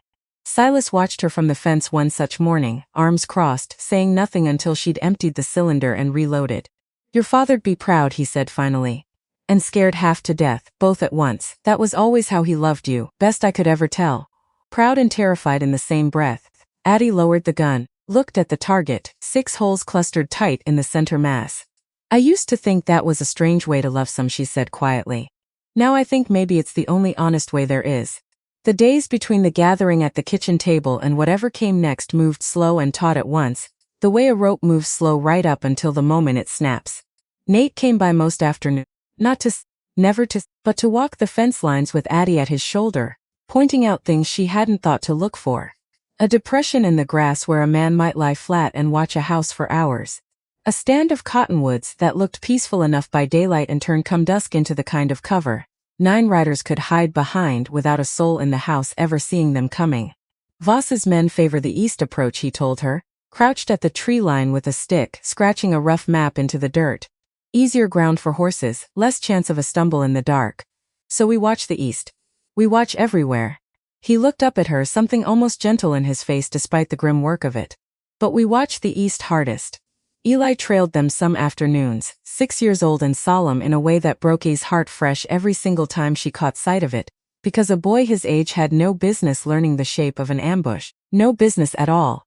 Except the world hadn't asked her permission before it came looking, and she'd rather he understood the danger plain than stumble into it blind. "Why's the grass bent there?" he asked once, pointing at the depression Nate had shown her days before. "Somebody lay down in it," Nate said, crouching to the boy's height without a trace of condescension in it. "Could have been an animal, could have been a man watching the house. We don't take chances either way. You see grass bent like that again, you come tell your mama straight away. Don't go look yourself, you understand." Eli nodded, filing it away the same careful way he filed away everything these days, and Addie watched the exchange with something twisting in her chest that was half gratitude and half grief, because Gus should have been the one crouched there, teaching their son to read the land. Gus, who talked to horses instead of the dangers a rifle might one day need to answer. She hadn't let herself think of him that plainly in days. It caught her sideways there in the tree line, and she had to look off toward the ridge a moment until her eyes cleared. Some night, after Elle slept, he sat with Silas on the porch steps and let the silence do the talking. The way it always had between people who'd known real loss and understood. There wasn't much use dressing it up in conversation. "You ever get scared? Back when you wore the badge?" she asked him once, watching the stars come up hard and bright over the black shape of the ridge. "Every single time," Silas said, without hesitation. "Man who tells you different is lying, or he's a fool, and either way you don't want him standing next to you when the shooting starts." He turned his hat over in his hands, slow. "Your father used to say the fear doesn't go away. You just get better at making it useful instead of letting it make you useless. Is that true? Does it get better?" Silas was quiet a moment, and when he spoke again his voice had gone rougher than usual. In a sense, that's... "But you get stronger than it. That's not the same thing as it getting easier. It's better though. Stronger's better." She held on to that, turning it over the way she turned the Colt over some nights, feeling the weight and shape of it settle into something she could carry. Getting the ledger took Ezra the better part of a week, and every day of it sat like a stone in Addie's stomach, because there was nothing to do but wait and trust a man she'd known less than a month, with a task that could see him arrested. Or worse, if Pratt ever caught him at it. He told her about it after. Not right away. He wasn't a man who talked easy about his own risk, seemed almost embarrassed by the fuss anybody made over it, but one evening, weeks later, with the worst of everything behind them, he told her the whole of how it went. He delivered a mare to the land office, stable, same as always. A Tuesday, nothing different about the morning, except everything different underneath it. Pratt kept his office at the back of the stable building, a cramped little room that smelled of dust and tallow, and the ledger lived in a bottom drawer that didn't lock, 'cause Pratt had never imagined a soul in the county bold enough or invisible enough to go looking. That was his mistake. Men like Pratt never counted the groom. Ezra had lingered over the mare longer than the job required, currying her coat with unhurried strokes, while he watched the office door through the gap in the stable wall, waiting on the moment Pratt stepped out to take his midday meal at the saloon, same as he did every Tuesday, regular as church. The moment came, Pratt's narrow shape crossing the street, spectacles catching the noon light. Ezra didn't run. Running drew eyes. He walked, unhurried, the way he walked everything, straight through the stable's back door and into that cramped little office, and found the bottom drawer exactly where 2 years of quiet observation had told him it would be. The ledger was heavier than he expected, bound in cracked leather, pages gone soft with handling, and he didn't dare take the thing itself. A missing ledger would be noticed inside the hour, so he'd done the only thing left to do. Sat right there at Pratt's own desk with his heart going like a hammer and copied what he could, fast, in his own cramped hand, dates and sums and the particular entries that struck him wrong, while somewhere out on the street a church bell counted off the minutes of Pratt's dinner hour, like it was counting down something far more dangerous. He'd gotten maybe 2/3 of what he needed when he heard the door. Not Pratt's door. The stable's outer door, hinges groaning the particular way they groaned, and Ezra had gone still as stone behind that desk, notebook half hidden under his forearm, waiting to learn whether the next set of footsteps belonged to Pratt, come back early, or some stable hand wandering through on ordinary business. It was the stable hand. A boy of 14 looking for a bridle, gone again inside a minute without ever glancing toward the back office at all. Ezra had sat there afterward, he told Addie, hands not quite steady, and finished the copying anyway, because he'd come too far to leave the job half done, and because some things a man start, he owes it to himself and everybody counting on him to finish. He slid the ledger back into its drawer exactly as he'd found it, corners squared, dust undisturbed, and walked back out to the mare with his notebook tucked beneath his shirt against his ribs, and didn't let his hands shake until he was well clear of town. Alone on the road, the whole of Cedar Hollow shrinking small behind him. Wasn't the bullet that scared me worst? That whole ugly month, he told Addie, months later, with the dry half-smile he wore over most things. Wasn't even close. It was that 14-year-old boy looking for a bridle. Ezra brought the ledger 7 days after he'd started the work, smuggled out under a saddle blanket during a routine delivery, copied by lamplight in his own careful hand into a notebook he pressed into Addie's palms, with the grave seriousness of a man handing over something that could get him killed. It took the 4 of them the better part of an evening to make sense of it. Numbers mostly. Deposits, dates, sums that meant little on their own until Nate, who'd handled Voss's own account books more than once in his years writing. For the man began matching them against dates he still remembered from his own time on the ranch. Here. He tapped a line dated some weeks back. This matches near exact to a payment Voss made that same week, out of the ranch's own accounts for what he logged as surveying services. His mouth twisted. Except Voss never hired a surveyor that spring. I was still writing for him then. So the money went to slowly dressed up as something else entire. And look here.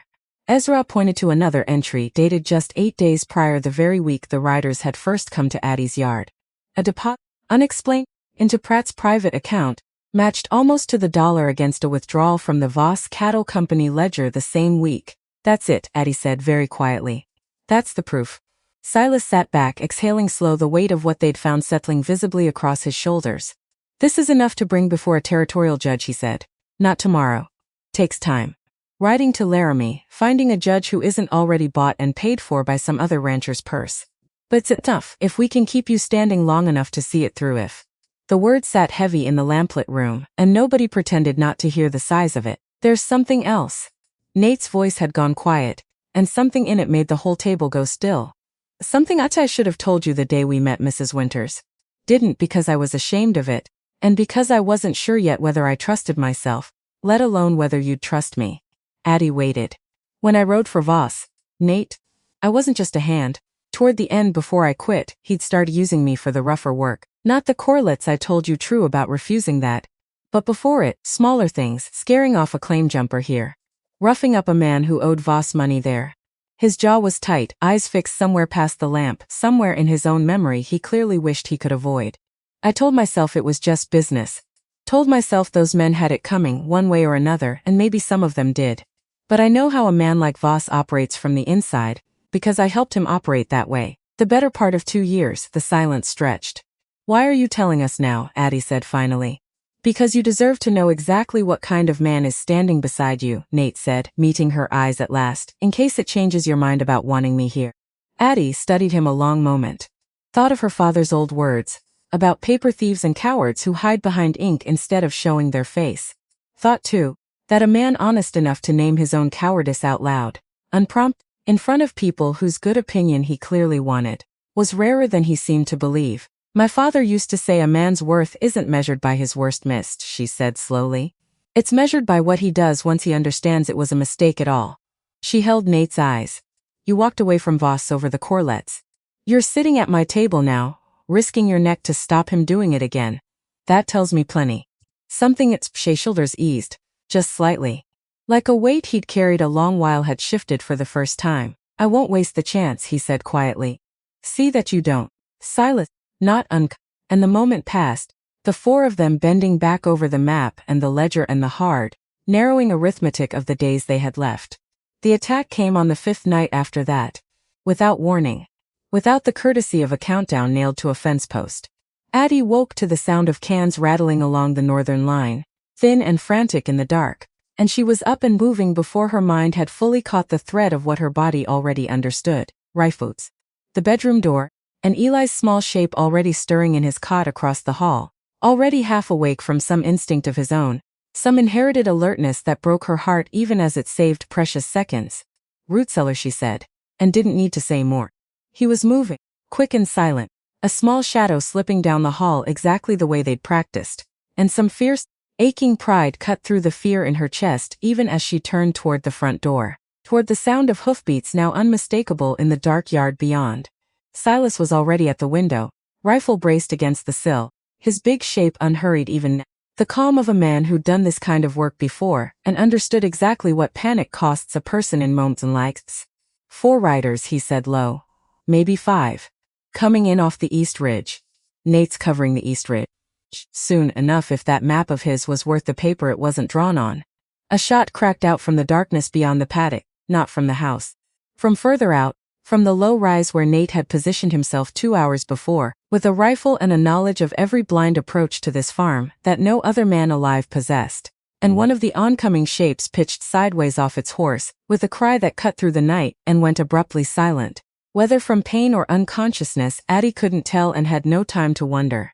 2 more coming round the barn foundation, Ez's voice called, from somewhere near the burned-out shell of the old barn, where he'd taken up position in the shadow of its blackened stones. I've got them. Addie moved to the side window, sharps braced, breath already falling into the old rhythm without her needing to think it through.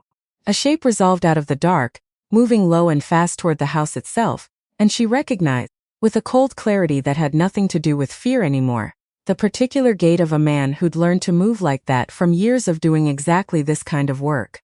She fired. The shape dropped, not dead she could tell even in the dark, the particular way a wounded man falls different from a dead one, scrambling, cursing, dragging himself back toward the tree line with a leg that no longer wanted to hold him, and somewhere behind her Silas's rifle cracked twice more, and a horse screamed, and men's voices rose now in something closer to panic than aggression.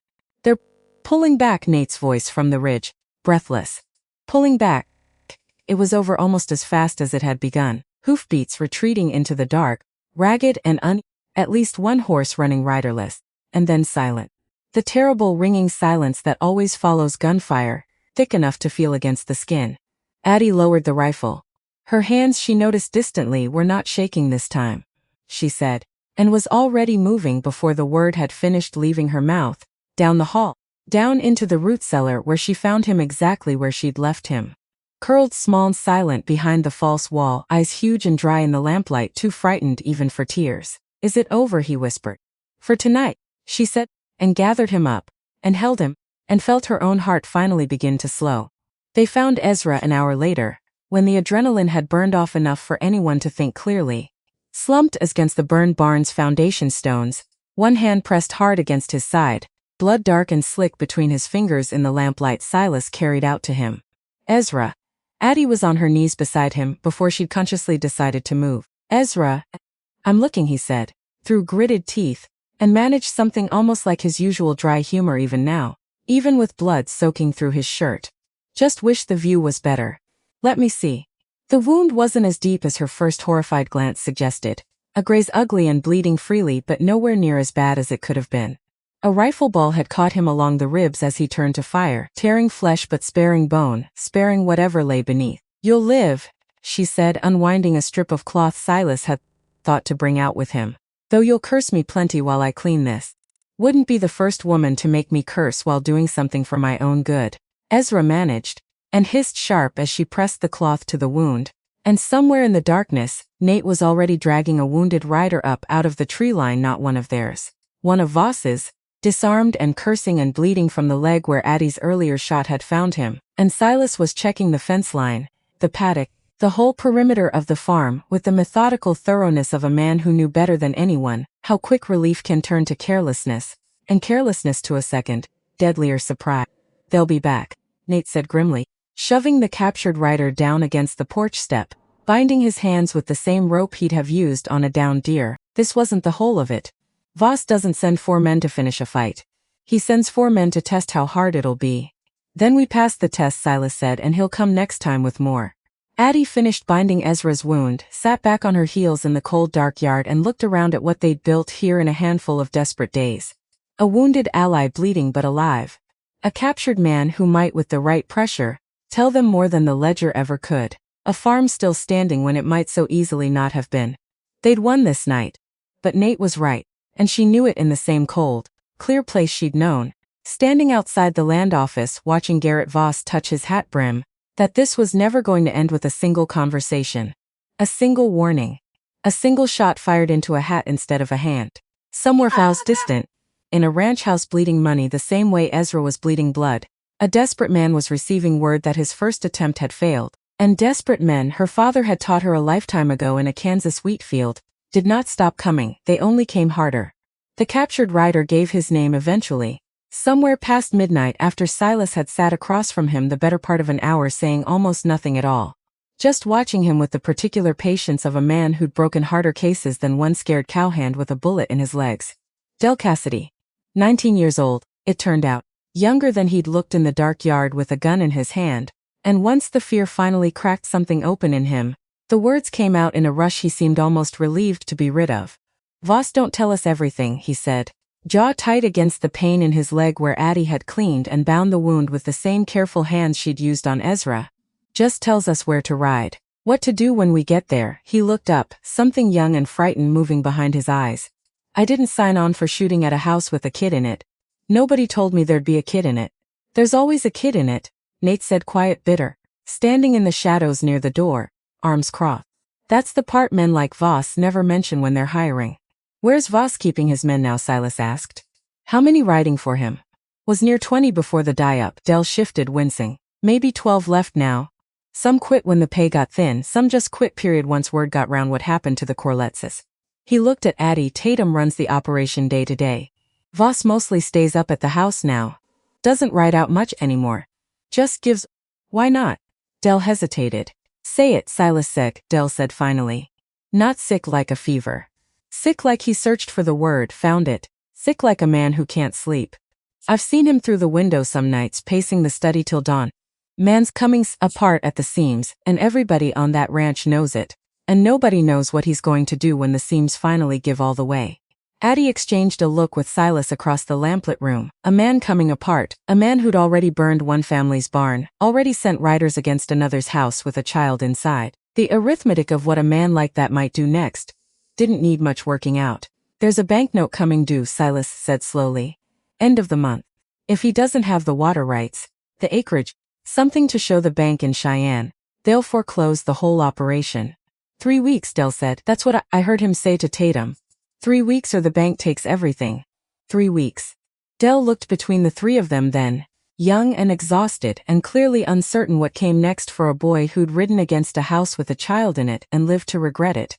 "What happens to me now?" he asked, quiet. "That's up to the deputy. And up to Silas. Man who tells the truth plain when the time comes tends to find the law more forgiving than the man who doesn't. That's the only advice I've got for you tonight." Del nodded slowly, filing to the same careful way Eli had learned to file away hard truths these plex, and said nothing more. Except it wasn't 3 weeks of ordinary pressure building toward an ordinary ruin. It was 3 weeks with a desperate man's whole life narrowing down to a single point, and Addie understood. Sitting in her kitchen past 2 in the morning, with a wounded boy's confession still hanging in the lamplight, that whatever came next was going to come fast and hard, and there wasn't going to be a version of it that felt safe. They rode Del into town at first light, delivered him to the one honest lawman left in the county, a deputy named Harlan Voigt, who answered to the sheriff in name only, since the sheriff himself hadn't shown his face outside his office in a week, a fact that told its own quiet story about who else in Cedar Hollow might be riding Garrett Voss's payroll. Voigt listened to the whole of it. Del's the ledger, the pattern connecting the Corletz's ruin to Addie's own, and his face went hard and flat in a way that suggested a man who'd long suspected something rotten in this county, and finally had the shape of it laid out plain in front of him. "This is enough to ride to Laramie with," he said. "Territorial judge there, name of Ambrose Kirby, man's got a reputation for not caring whose purse a rancher fills, only whose rights the law's supposed to protect. I can have a rider there in 2 days. And in the meantime," Silas said, "in the meantime you'd best keep your heads down and your rifles loaded." Voigt's voice had gone grim. "Because a man who's already burned a barn and sent riders against a house with a child in it isn't going to sit quiet waiting on a judge's ruling. He's going to push harder before the law can catch up to him." Addie rode home with that warning sitting cold in her chest the whole way, and she wasn't wrong to carry it there, because the push, when it came faster and harder than any of them had braced for. It was Cornelius Pratt who came to her 2 days later. Not Voss, not Tatum with his ugly grin and his men. Pratt himself alone, riding out to her farm in the gray hour just past dawn, with his narrow shoulders hunched against the cold, and something on his face that looked, for the first time since Addie had known him, less like calculation and more like fear. She met him at the gate, rifle not raised but not far from her hand either, and something in her stance must have told him plain enough that this conversation would happen on her terms or not at all. Mrs. Winters. He didn't dismount, sat his horse awkward, a man who'd clearly spent more of his life behind a desk than in a saddle. I need to speak with you alone if you'd permit it. Say what you've come to say. He glanced past, toward the house, toward the burned husk of the barn, still standing black against the morning sky, and something in his expression flinched at the sight of it. I know what's coming, he said low. I've heard Voss talking with Tatum. He knows about the deputy. Knows you've sent word to Laramie. He swallowed hard. He's not going to wait for a judge's ruling, Mrs. Winters. He means to finish this before the judge ever gets the chance to rule. Finish it how? Pratt's hands tightened on his reins. He means to burn you out, he said. Not the barn this time. The house has dropped there barely above the wind. I heard him say it plain. Said a Homestead claim can't very well be contested if there's no house left standing to contest it over. The words landed like a physical blow, and Addie felt the cold certainty of them settle into her stomach even as some old, disciplined part of her mind kept her face carefully still. Why are you telling me this? She said. You've helped him every step so far. Pratt's face crumpled, just slightly, the mask of the careful county clerk slipping to show something rawer underneath. Because I have a daughter, he said, near your own age. And I've spent 2 years telling myself the money I took was just money, that no real harm was being done. That these were only papers, only filings, only ink. His voice broke. But a child, Mrs. Winters. I can't have that on my conscience, I can't.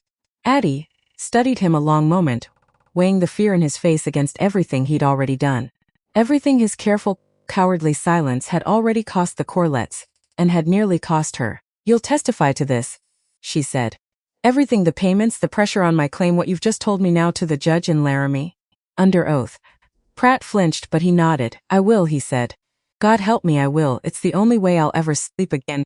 When Addie said, when does he mean to come tonight? Pratt said. He means to come tonight. Addie held his eyes a long moment, weighing the tremor in his hands, the particular gray exhaustion in his face, against every careful, cowardly silence he'd kept these past weeks, and found, somewhat to her own surprise, that she believed him. Go home to your daughter, Mr. Pratt, she said finally. And be ready to say all of this again plainer when the time comes.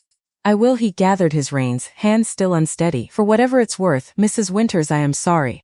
Sorry doesn't undo what I've done, but I am. It's worth something, Addie said. Not everything, but something. He once. And turned his horse, and rode back toward town at a pace that suggested a man eager to outrun his own conscience. And Addie stood at the gate a long moment after he'd gone, watching the dust of his passing settle back down over the road, before she turned and walked fast for the house, because there wasn't time left now for anything but preparing. There wasn't time for careful planning. There wasn't time for anything but the fast, brutal arithmetic of a farm with one house, and a handful of hours before dark.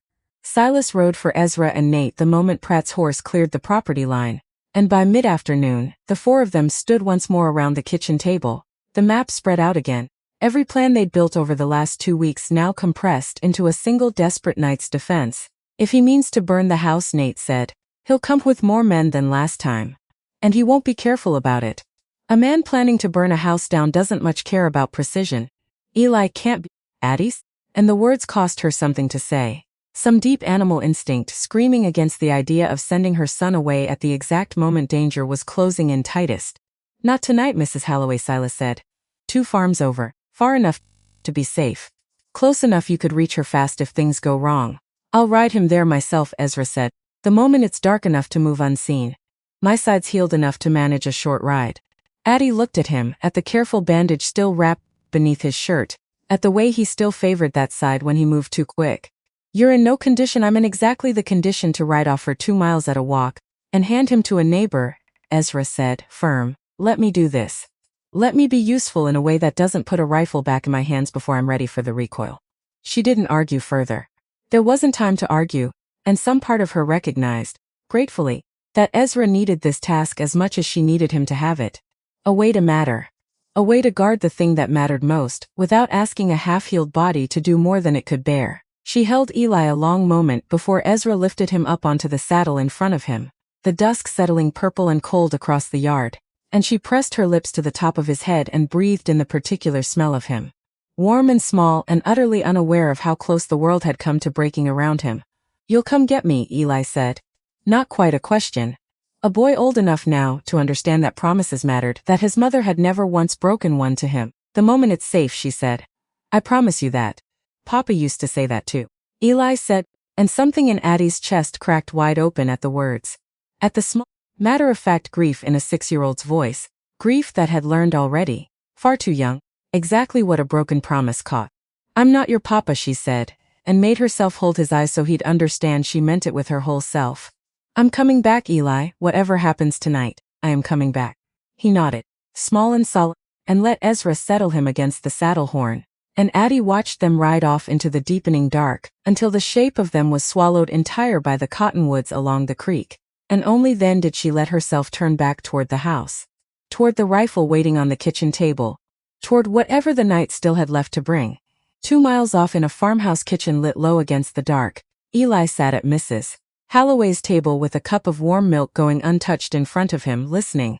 Not to anything he could name. Just listening. The way children learn to listen when the grown people around them have started speaking in the careful, too calm voices that always meant something was wrong. Your mama's going to be just fine, Mrs. Holloway said, for perhaps the 3rd time, folding a dish towel that didn't need folding.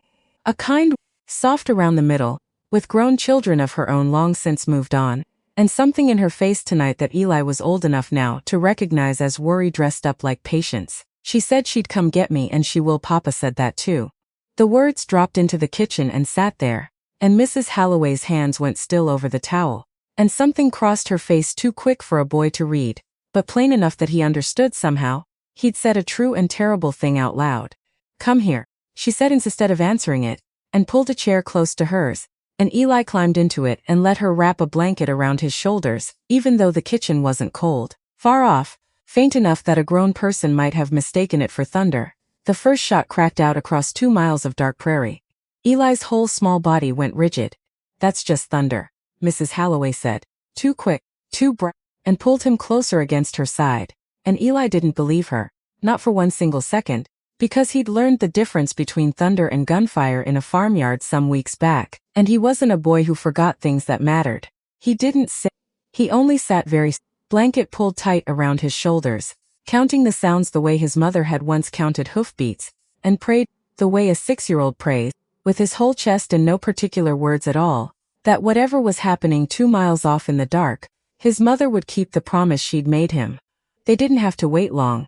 The riders came just past full dark, more of them than before, 8 maybe 9, moving in a loose formation that spoke of confidence, of a man who'd sent his full remaining strength against a single farmhouse because he no longer had the luxury of caution. And this time, riding at the head of them, was not Roy Tatum. It was Garrett Voss himself. Cans along the north fence never even rattled. That was the first wrong thing. Because 9 riders coming hard should have caught at least one wire, should have given some warning. And instead they simply appeared out of the dark, like the night itself had opened up and let them through, which meant they'd come slow and careful, and had scouted the line beforehand, and that told Addie plainer than anything else could have, that this wasn't Tatum's rough, confident push from before. This was a man with nothing left to lose, planning a thing all the way through. Silas caught her eye across the dark front room, one hand raised, fingers spread. Wait. She held the sharps against her shoulder and watched the yard fill slow with shapes, horses stamp, leather creaking, and counted them the same careful way she'd counted that very first morning, 1, 2, 3, all the way up past 8, and felt the number settle cold and heavy in her chest. Addie saw Voss first through the gap in the shutters, sitting his horse at the edge of the yard with a torch in one hand, the flame throwing wild orange light across a face, gone gaunt and hollow in a way that made him look less like a rancher, and more like something out of a fever dream. Some restless ghost of the man he must once have been. Winters, his voice cracked across the yard, raw, ragged at the edges. This doesn't have to end in fire. Sign the papers. Sign them now and everyone rides home whole. Addie stepped out onto the porch, rifle in, but lowered, because some instinct told her this moment needed her steady more than it needed her armed. You burned my barn, she said, voice carrying clean across the yard in the terrible stillness. Sent men against my house with my son inside. And you think I'd sign anything you put in front of me now? Voss said. And something in his voice cracked. Some deep fault line finally giving way after months of pressure. That you don't understand what it is to watch everything you built freeze to death in a single night. To watch 30 years of work turn to carcasses at Cutley while you stand there helpless. And do one single thing to stop it. I understand loss, Addie said. And her voice didn't shake. I buried my husband in a blizzard not so different from the one that ruined you. I understand exactly what it costs. And I never once thought the answer was to burn down what little somebody else had left. Something moved across Voss's face at the mention of her husband. Something quick and complicated, gone before Addie could fully read it. Your husband, he said slowly. Winters, Eustace Winters. He came to me, Voss said, not long before he died, told me he'd found something in the county records. Something about a survey that didn't match the filings. Told me he meant to take it to a judge. The yard went very still. Addie's whole body had gone cold. A different cold than the night air, colder and deeper, because some part of her had suspected this shape for 10 long weeks, as never let herself look at it directly, and now here it was, spoken plain across her own front yard by the very man responsible for it. What did you do, she said. Very quietly. I told Tatum to reason with him, Voss said, and his voice had gone strange now, hollow. A man confessing something he'd clearly kept buried a long while. Just reason with him, that's all I said. I never gave the order for. He stopped, swallowed. There was a storm coming. Tatum rode out to find him before he could reach the land office, meant only to frighten him, he told me after. Meant only to delay him till the storm passed and cooler heads could talk sense into him. He froze to death. Addie's? Her voice gone flat and terrible. Half a mile from our home.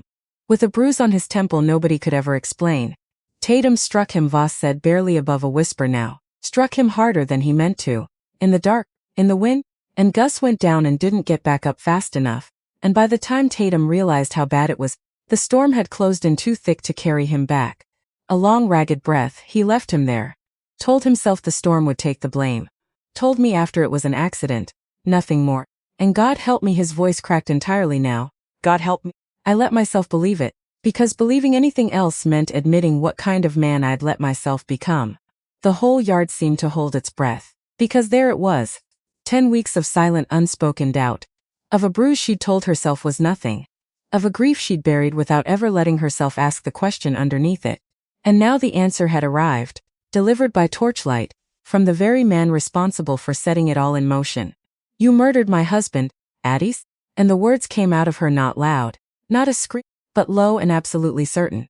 The voice of a woman who has just watched the last soft forgiving part of herself burn away to nothing. Tatum did, Voss said. You gave the order that put him on that road, Addie said, in that storm. There is no version of this where your hands are clean, Garrett Voss. Silence, thick and terrible, stretched between them, broken only by the restless shifting of horses and the low crackle of torch flame in Voss's shaking hand. Why, Addie said finally. Why my land, why my family, out of everyone in this county you might have ruined. And here at last, the final piece settled into place, because Voss's face had gone somewhere far away, somewhere 20 years distant. And when he spoke again his voice carried an old, buried grief that had nothing at all to do with cattle, blizzards, your father Dias Bragg. Addie went very still. I was a young man, Voss said, running my first small herd in Kansas, before I ever came to this territory. And I made a mistake. Grazed cattle on land that wasn't mine to graze. Land belonging to a homesteader family same as yours. And your father Marshall Bragg, then he came and put a stop to it. Made me answer for it in front of the whole county. Made me pay back every dollar I'd stolen in grass and water, and made me do it public in a way that broke whatever reputation I'd been trying to build. His jaw tightened. I lost everything I had in that county. Had to start entirely over here, in this territory, from nothing. Took me 15 years to rebuild what I'd had before your father tore it down. He caught you stealing, Addie said. That's not a wrong done to you, that's justice. Maybe, Voss said, something bitter and old moving across his face. But I carried it a long time. Carried it the way a man carries a stone his boot, never quite forgetting it's there, never quite letting it go. And when I learned, some years back, that Bragg's own daughter had settled not 30 miles from my new range, he shook his head slowly. I told myself it meant nothing. Told myself it was only coincidence, the world being small the way it is. But when I needed a claim to take, when the die-up left me desperate enough to reach for anything within grasp, and I remembered whose blood ran in the veins of the woman standing on that particular claim. You wanted to break what was left of him, Addie finished, the whole cold shape of it settling into place. Because you couldn't break him while he lived, so you meant to break his daughter instead. Voss didn't answer. Didn't need to. The silence itself was confession enough. Something shifted in Addie then, standing on her own porch with a rifle in her hand and the last soft illusions of these last 10 weeks burning away in the torchlight of the man who'd taken her husband from her. Not fury, though fury was in it somewhere, buried deep beneath something colder and more absolute. "Claire, you have a choice, right now," she said, and her voice carried clean and steady across the yard, steadier than she'd believed herself capable of in this moment. "You can turn these men around, ride back to your ranch, and wait for the judge in Laramie to decide what becomes of you under the law. Or you can finish what you started here tonight, and we'll settle it a different way entirely." "You think you can stop 9 men, Voss said, though something in his voice had gone uncertain now, the confession seeming to have cost him some of the desperate resolve he'd ridden in with. "I think," Addie said, "that you've already lost more tonight than you understand. Every man riding behind you just heard you confess to murder. That's not something a torch can burn away." A murmur moved through the riders behind Voss and Addie watched several of them exchange glances in the torchlight, watched the particular arithmetic of men who'd signed on for intimidation and threats, not for murder, confessed plain in front of witnesses. "Boss," one of them said low. "Maybe we ought to quiet," Voss snapped, but the crack in his voice betrayed how thin his authority had worn. From the shadows along the tree line, Silas's voice cut through the tension, calm and absolutely level. "Tet rifles say you'd best listen to your man," he said. "We've got you surrounded 3 sides, Voss. Had since before you finished your speech." It was a bluff. They had 3 rifles, not 10. Silas and Nate positioned at the flanks and Addie holding the porch, but the darkness hid the truth of it well enough, and Voss's horse shifted nervous beneath him as he peered into the black tree line, trying to count shapes that weren't fully there to count. "Enough of this," Voss said, and something in his face had gone past reason now, past the last thin restraint that these weeks of ruin and guilt had left him. "Burn it." Burn the He never finished the order, because that was the moment Roy Tatum, sitting his horse near the back of the group, made his own choice. Spurred forward suddenly, not toward the house, but toward Voss himself, closing the distance with a speed that caught everyone off guard. "You said it was an accident," Tatum snarled, low and furious, and Addie understood, watching it unfold, that whatever loyalty had bound this operation together had just snapped clean in half. "You told me to keep it quiet, told me you'd protect me if it ever came out, and you just stood there and confessed the whole of it to a woman with a rifle." Tatum done. Tatum and wheeled his horse hard and spurred away from the yard entirely, and after a moment's stunned hesitation, 3 more of the riders followed him, peeling off into the darkness, leaving Voss alone in the torchlight with only a handful of men still uncertain enough to hold their ground. "You're finished, Addie?" "Quiet now." "Absolutely certain. Whatever's left of your operation, whatever's left of your name in this territory, it ends tonight one way or another. The only choice left to you is how." Voss sat his horse a long moment in the flickering torchlight, and something in his ruined face seemed at last to understand the full weight of everything he'd built and burned these last desperate weeks, everything that had led him to this exact yard, this exact moment, a widow's rifle steady in the dark and his own men abandoning him one by one. "I loved this land once," he said, so quiet it barely carried. "Before the winter took it. Before the winter took me." "Then get off mine," Addie said, "and let a judge decide what's left of yours."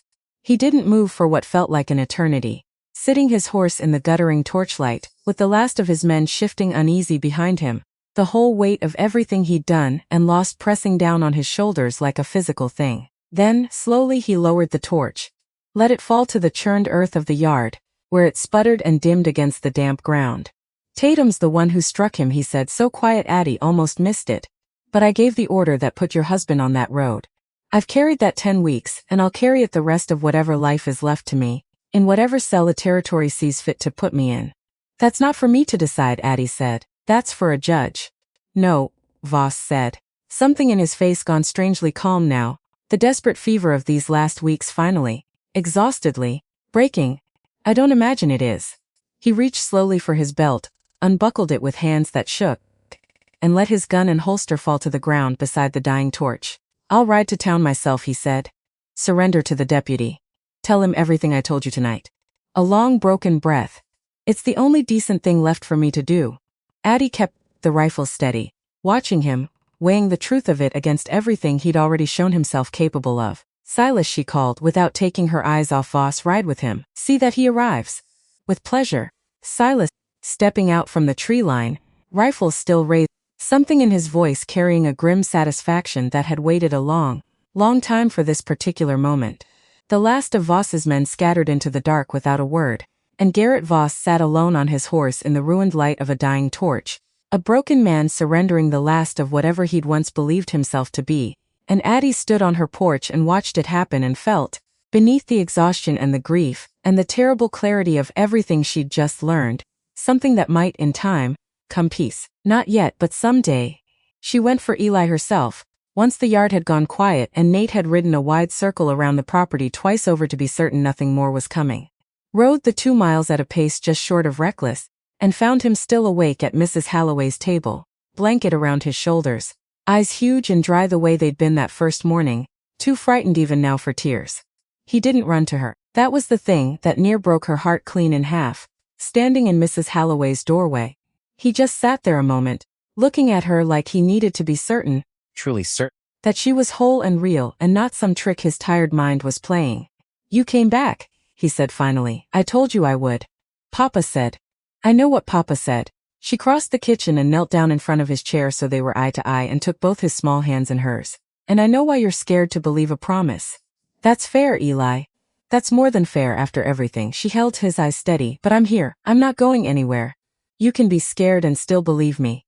Both those things can be true at the same time." He studied her a long moment, the particular searching look of a child deciding whether the world was safe to trust again.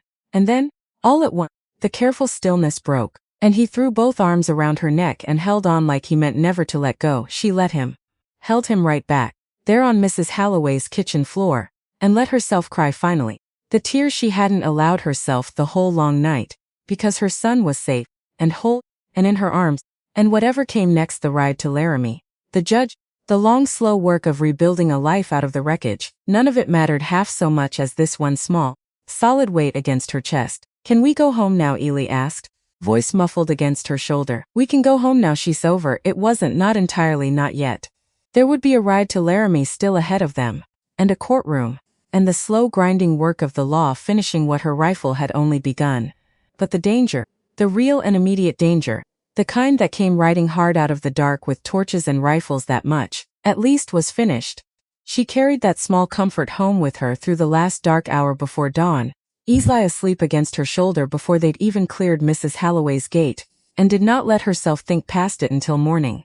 Morning came gray and quiet, the whole farm wearing the particular stillness of a place that has just survived something enormous. Addie found Nate asleep sitting upright against the porch post, rifle still cradled in his arms, and let him sleep another hour before she woke him with coffee and a hand on his shoulder. "Ezra's side?" she asked. "Did it hold through the night?" "Held fine." Nate accepted the cup, drank half of it in one long pull. "Man's tougher than he lets on." Rode out at first light to check his own place. Wanted to be sure his family hadn't heard the shooting and worried themselves sick. "And Silas?" "Gone to town with Voss like you asked. Ought to be back by midday." Nate looked at her a long moment over the rim of his cup, something unguarded in his face that hadn't been there the day they'd met, skinning a deer outside his shack with a wariness that ran bone deep. "You did something last night most folks in this county wouldn't have had the nerve for." "Wasn't just me?" "No," Nate agreed. "But it started with you standing your ground in a yard with 5 men and a length of rope. Everything after followed from that." He set his cup down, stood, stretched the stiffness of a night spent sitting watch out of his shoulders. "Corlettes would've stood a chance if somebody like you had been standing next to them. You were standing next to them best you could. Wasn't enough. It's enough now, Addie's." And something in the way she said it seemed to settle something loose in him, because he only nodded quiet, and went to see about the horses, and Addie stood a while longer on her own front porch, watching the sun climb slow over land that had very nearly not survived the night, and let herself finally breathe. Voss surrendered himself to Deputy Voigt before sunrise, exactly as he'd promised, and by the end of Sotrosis had the end of that same week, a small ride south to Laramie to lay the whole rotten business in front of Judge Ambrose Kirby's bench. Addie went. Told herself she wouldn't, and went anyway, because some things a person has to see through with her own eyes or spends the rest of her life wondering if justice had truly been done or only promised. The courtroom was smaller than she'd imagined. A plain, high-ceilinged room that smelled of pine and old paper, Judge Kirby presiding from behind a bench gone dark with age, a lean, gray-haired man whose face gave away nothing at all while the county's whole ugly business was laid out before him. Witness by wit. Cornelius Pratt testified first. Voice shaking. Hands gripping the rail in front of him white-knuckled, but he did not once look away. And he did not once soften what he'd done. I falsified survey disputes against no fewer than 6 homestead claims, he said, and the words seemed to cost him something physical to speak aloud. Including the claim belonging to Mrs. Adeline Winters. I did it for money paid to me by Garrett Voss disguised in my ledgers as other services. I knew it was wrong when I did it. I told myself otherwise because it was easier than stopping. And why do you stop now? Judge Kirby asked, not unkindly. Because a man threatened to burn a house with a child inside it, Pratt said.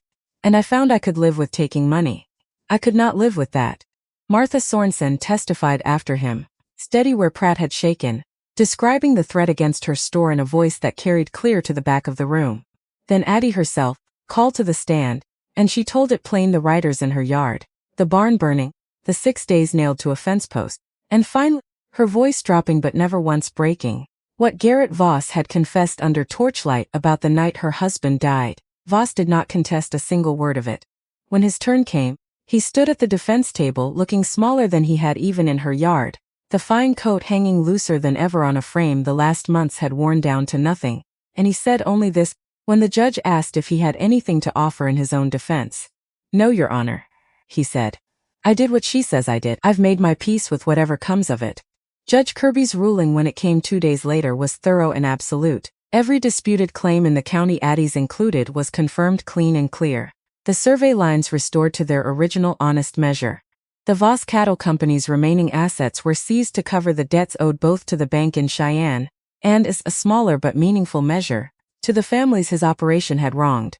Roy Tatum was found weeks later in a saloon in Cheyenne, arrested for his part in Gus Winters's death, and the county sheriff, whose long, convenient silence throughout the whole affair had finally drawn its own scrutiny, resigned his post rather than face the judge's questions about what he'd known and chosen not to see. Garrett Voss was sentenced to serve his remaining years in the territorial prison at Laramie. An old broken man who had lost, in the end, both the empire he'd tried to rebuild and the last shreds of the reputation he'd once carried. Addie did not stay to watch him led away in chains. She had grieved enough, given enough of herself to this whole terrible spring, and some tired, wise part of her understood that watching Garrett Voss led away in chains would not give her back a single hour of the time she'd lost with Gus, would not undo a single moment of the fear her son had carried these last desperate weeks. Justice, she was learning, was not the same thing as peace. But it was at least a beginning. She rebuilt the barn that summer. Silas and Ezra and Nate all lending their hands to the work, and half the county besides. Once word spread of everything that had happened, and the particular debt of gratitude a community owes to a woman who'd stood her ground against a threat that might, unchecked, have come for any one of them next. Martha Sorensen came out from town with a wagon full of nails and lumber. She flat refused to let Addie pay for standing in the yard with her hands on her hips, daring anybody to argue the point. You stood up when the rest of us were too scared to, Martha said when Addie tried anyway. Least I can do is bring nails. The Pruitts came to, an old Dutch roar, quieter than usual but present all the same, working a hammer alongside men half his age without a single word of complaint, and by the time the sun dropped low on the second day the new barn stood raised and square against the sky. Pale unweathered wood gleaming where the old charred foundation stones had waited patient through the whole long ordeal. Addie stood back that evening and looked at it a long while. Not just a barn. A Mark's sort of everything the county had survived together, the winter, the ruin it left behind, and the one desperate spring that had very nearly cost her everything before it cost Garrett Voss his. Your husband would be proud of this, Dutch Rourke told her, coming to stand beside her in the fading light, hat in his weathered hands. Whole county's proud, if it comes to that. Been a long while since Cedar Hollow had something to be proud of. It wasn't just me, Addie said. Wouldn't have stood a chance alone. No, Dutch agreed. But it took you standing first. Rest of us just needed somebody to show us it could be done. She thought about that a long while after he'd gone, watching the last light fade gold over the new roofline, and understood, maybe for the first time fully, that whatever she'd started that morning in her own front yard had rippled out further than she'd ever intended it to. Martha Sorensen speaking plain in a courtroom. Dutch Rourke raising a hammer instead of staying quiet. A whole county remembering slowly that fear wasn't the only thing left to choose. Nate stayed on through the harvest, helping where help was needed, and something in him seemed slowly, To unclench the wariness in his stance easing month by month, the old guilt over the corlets settling, at last, into something he could carry without it, bending his whole shape around the weight of it. Ezra's wound healed clean, leaving only a thin pale scar along his ribs he wore, when anyone asked, with the same quiet, dry humor he wore everything else. Nate stayed on through the harvest, helping where help was needed, and something in him seemed slowly to unclench the wariness in his stance easing month by month, the old guilt over the corlet settling at last, into something he could carry without it, bending his whole shape around the weight of it. Silas rode out most weeks, checking the fences, sharing supper at the kitchen table where the whole plan had first been drawn across a rough county map by lamplight. One such evening, late summer, the dishes cleared and Eli long asleep, Addie found him still sitting on the porch steps instead of riding for home, hat in his hand, looking out at the dark shape of the rebuilt barn, like held some answer he hadn't yet worked out how to ask for. "You're welcome to stay the night, if the ride feels long," she said, settling onto the step beside him. "Wouldn't be the first time." "Wasn't thinking about the ride," Silas admitted, and something in his voice had gone careful in a way she hadn't heard from him before, not even in the worst of the fighting. "Thinking about your father mostly. Wondering what he'd make of all this." "Make of what of you?" He turned his hat over once in his hands. "Of me sitting on your porch of an evening for reasons that've got less and less to do with fence lines." Addie was quiet a moment, watching the last light drain slow out of the western sky, and found, somewhat to her own surprise, that the thought didn't frighten her the way she might have expected it to, only months before, when she'd still been folding herself down small enough to disappear. "I think he'd have trusted your judgment," she said finally. "He always did far as I ever saw." "That's not quite an answer." "No," she agreed, and something almost like a smile moved at the corner of her mouth. "Guess it isn't." He didn't push it further, and she didn't offer more, and they sat together a while longer in the gathering dark, comfortable in the particular quiet of two people who'd already weathered the worst a person could ask of another, and found each other still standing on the other side of it. And if he stayed a little longer that evening than strict necessity required, well, that was a story for another season. Not this one. On an evening in early autumn, sitting on the porch steps watching the sun go down gold and slow over the rebuilt barn, Eli asked her whether she was still scared. "Sometimes," she said honest. The way she'd promised herself she'd always be with him. "Even now that the bad man's gone, even now." She wrapped an arm around him, drew him close against her side. "Being scared doesn't mean you're weak, Eli. It just means you understand what matters enough to be afraid of losing it." "Will you teach me," he said finally, "to shoot? The way Grandpa taught you?" Addie looked down at her son. 6 years old, and already carrying, she could see now, some early thread of the same steady patience that had run through 3 generations of her family before him. She thought of a wheat field in Kansas and a rifle nearly as tall as she'd been, and a voice low and certain, teaching her the only kind of readiness that had ever truly kept her. "Someday," she said, "when you're ready." "Not because the world is always dangerous, Eli, but because it's better to be strong and never need it, than to need it and not have it at all. What if I'm not brave enough?" "When the day comes you will be." She tipped his chin up with one finger, made him meet her eyes. "Bravery isn't a thing you're born with," Eli Holland finished. "It's a thing you build, same as this barn. Board by board. Day by day. You've already built more of it than you know this past hard spring, and you're only 6 years old." He considered that a long moment, the particular careful consideration of a boy weighing a truth against everything he'd feared. He nodded solemnly, and leaned his head against her shoulder, and together they watched the sun go down over land that had cost them more than either of them would ever fully say out loud, land that was finally, unquestionably, entirely their own. Some evenings, when the work was done and the house was quiet, Addie still took her father's Colt from its place on the mantel, no longer hidden in a trunk, no longer wrapped in oilcloth and buried away from the daylight, but kept openly now, cleaned and cared for, resting in a simple wooden box beside a small tin star gone soft with. She would hold it sometimes, not to use it, just to remember the weight of it, and the long unbroken thread running from a wheat field in Kansas, through a widow's front yard on a cold Wyoming morning, all the way down to a small boy asking someday to learn. She had spent nearly a year trying to make herself small. The world had come for her anyway, and in the end it had not been the smallness that saved her. It had been the opposite. It had been the standing tall, the steady hand, the willingness, when everything she loved stood threatened, to become exactly what she truly was, instead of what the world had once told her she ought to be. "Touch what's mine," she thought. standing on her porch in the gold light of an ordinary evening, watching her son run laughing across land that was finally fully safe. And you'll learn exactly what that costs. She had learned it herself the hard way. And she would carry that lesson and pass it down the same patient way her father had passed it down to her. Not as a threat, as a promise. The kind of promise that, once made, a person keeps the way a father keeps it to a daughter in a Kansas wheat field, and a daughter keeps it to a son on a Wyoming porch, and someday, that son will keep it to whoever comes after him. The thread running on unbroken, one steady hand passing it to the next. The kind of promise that once made a person keeps.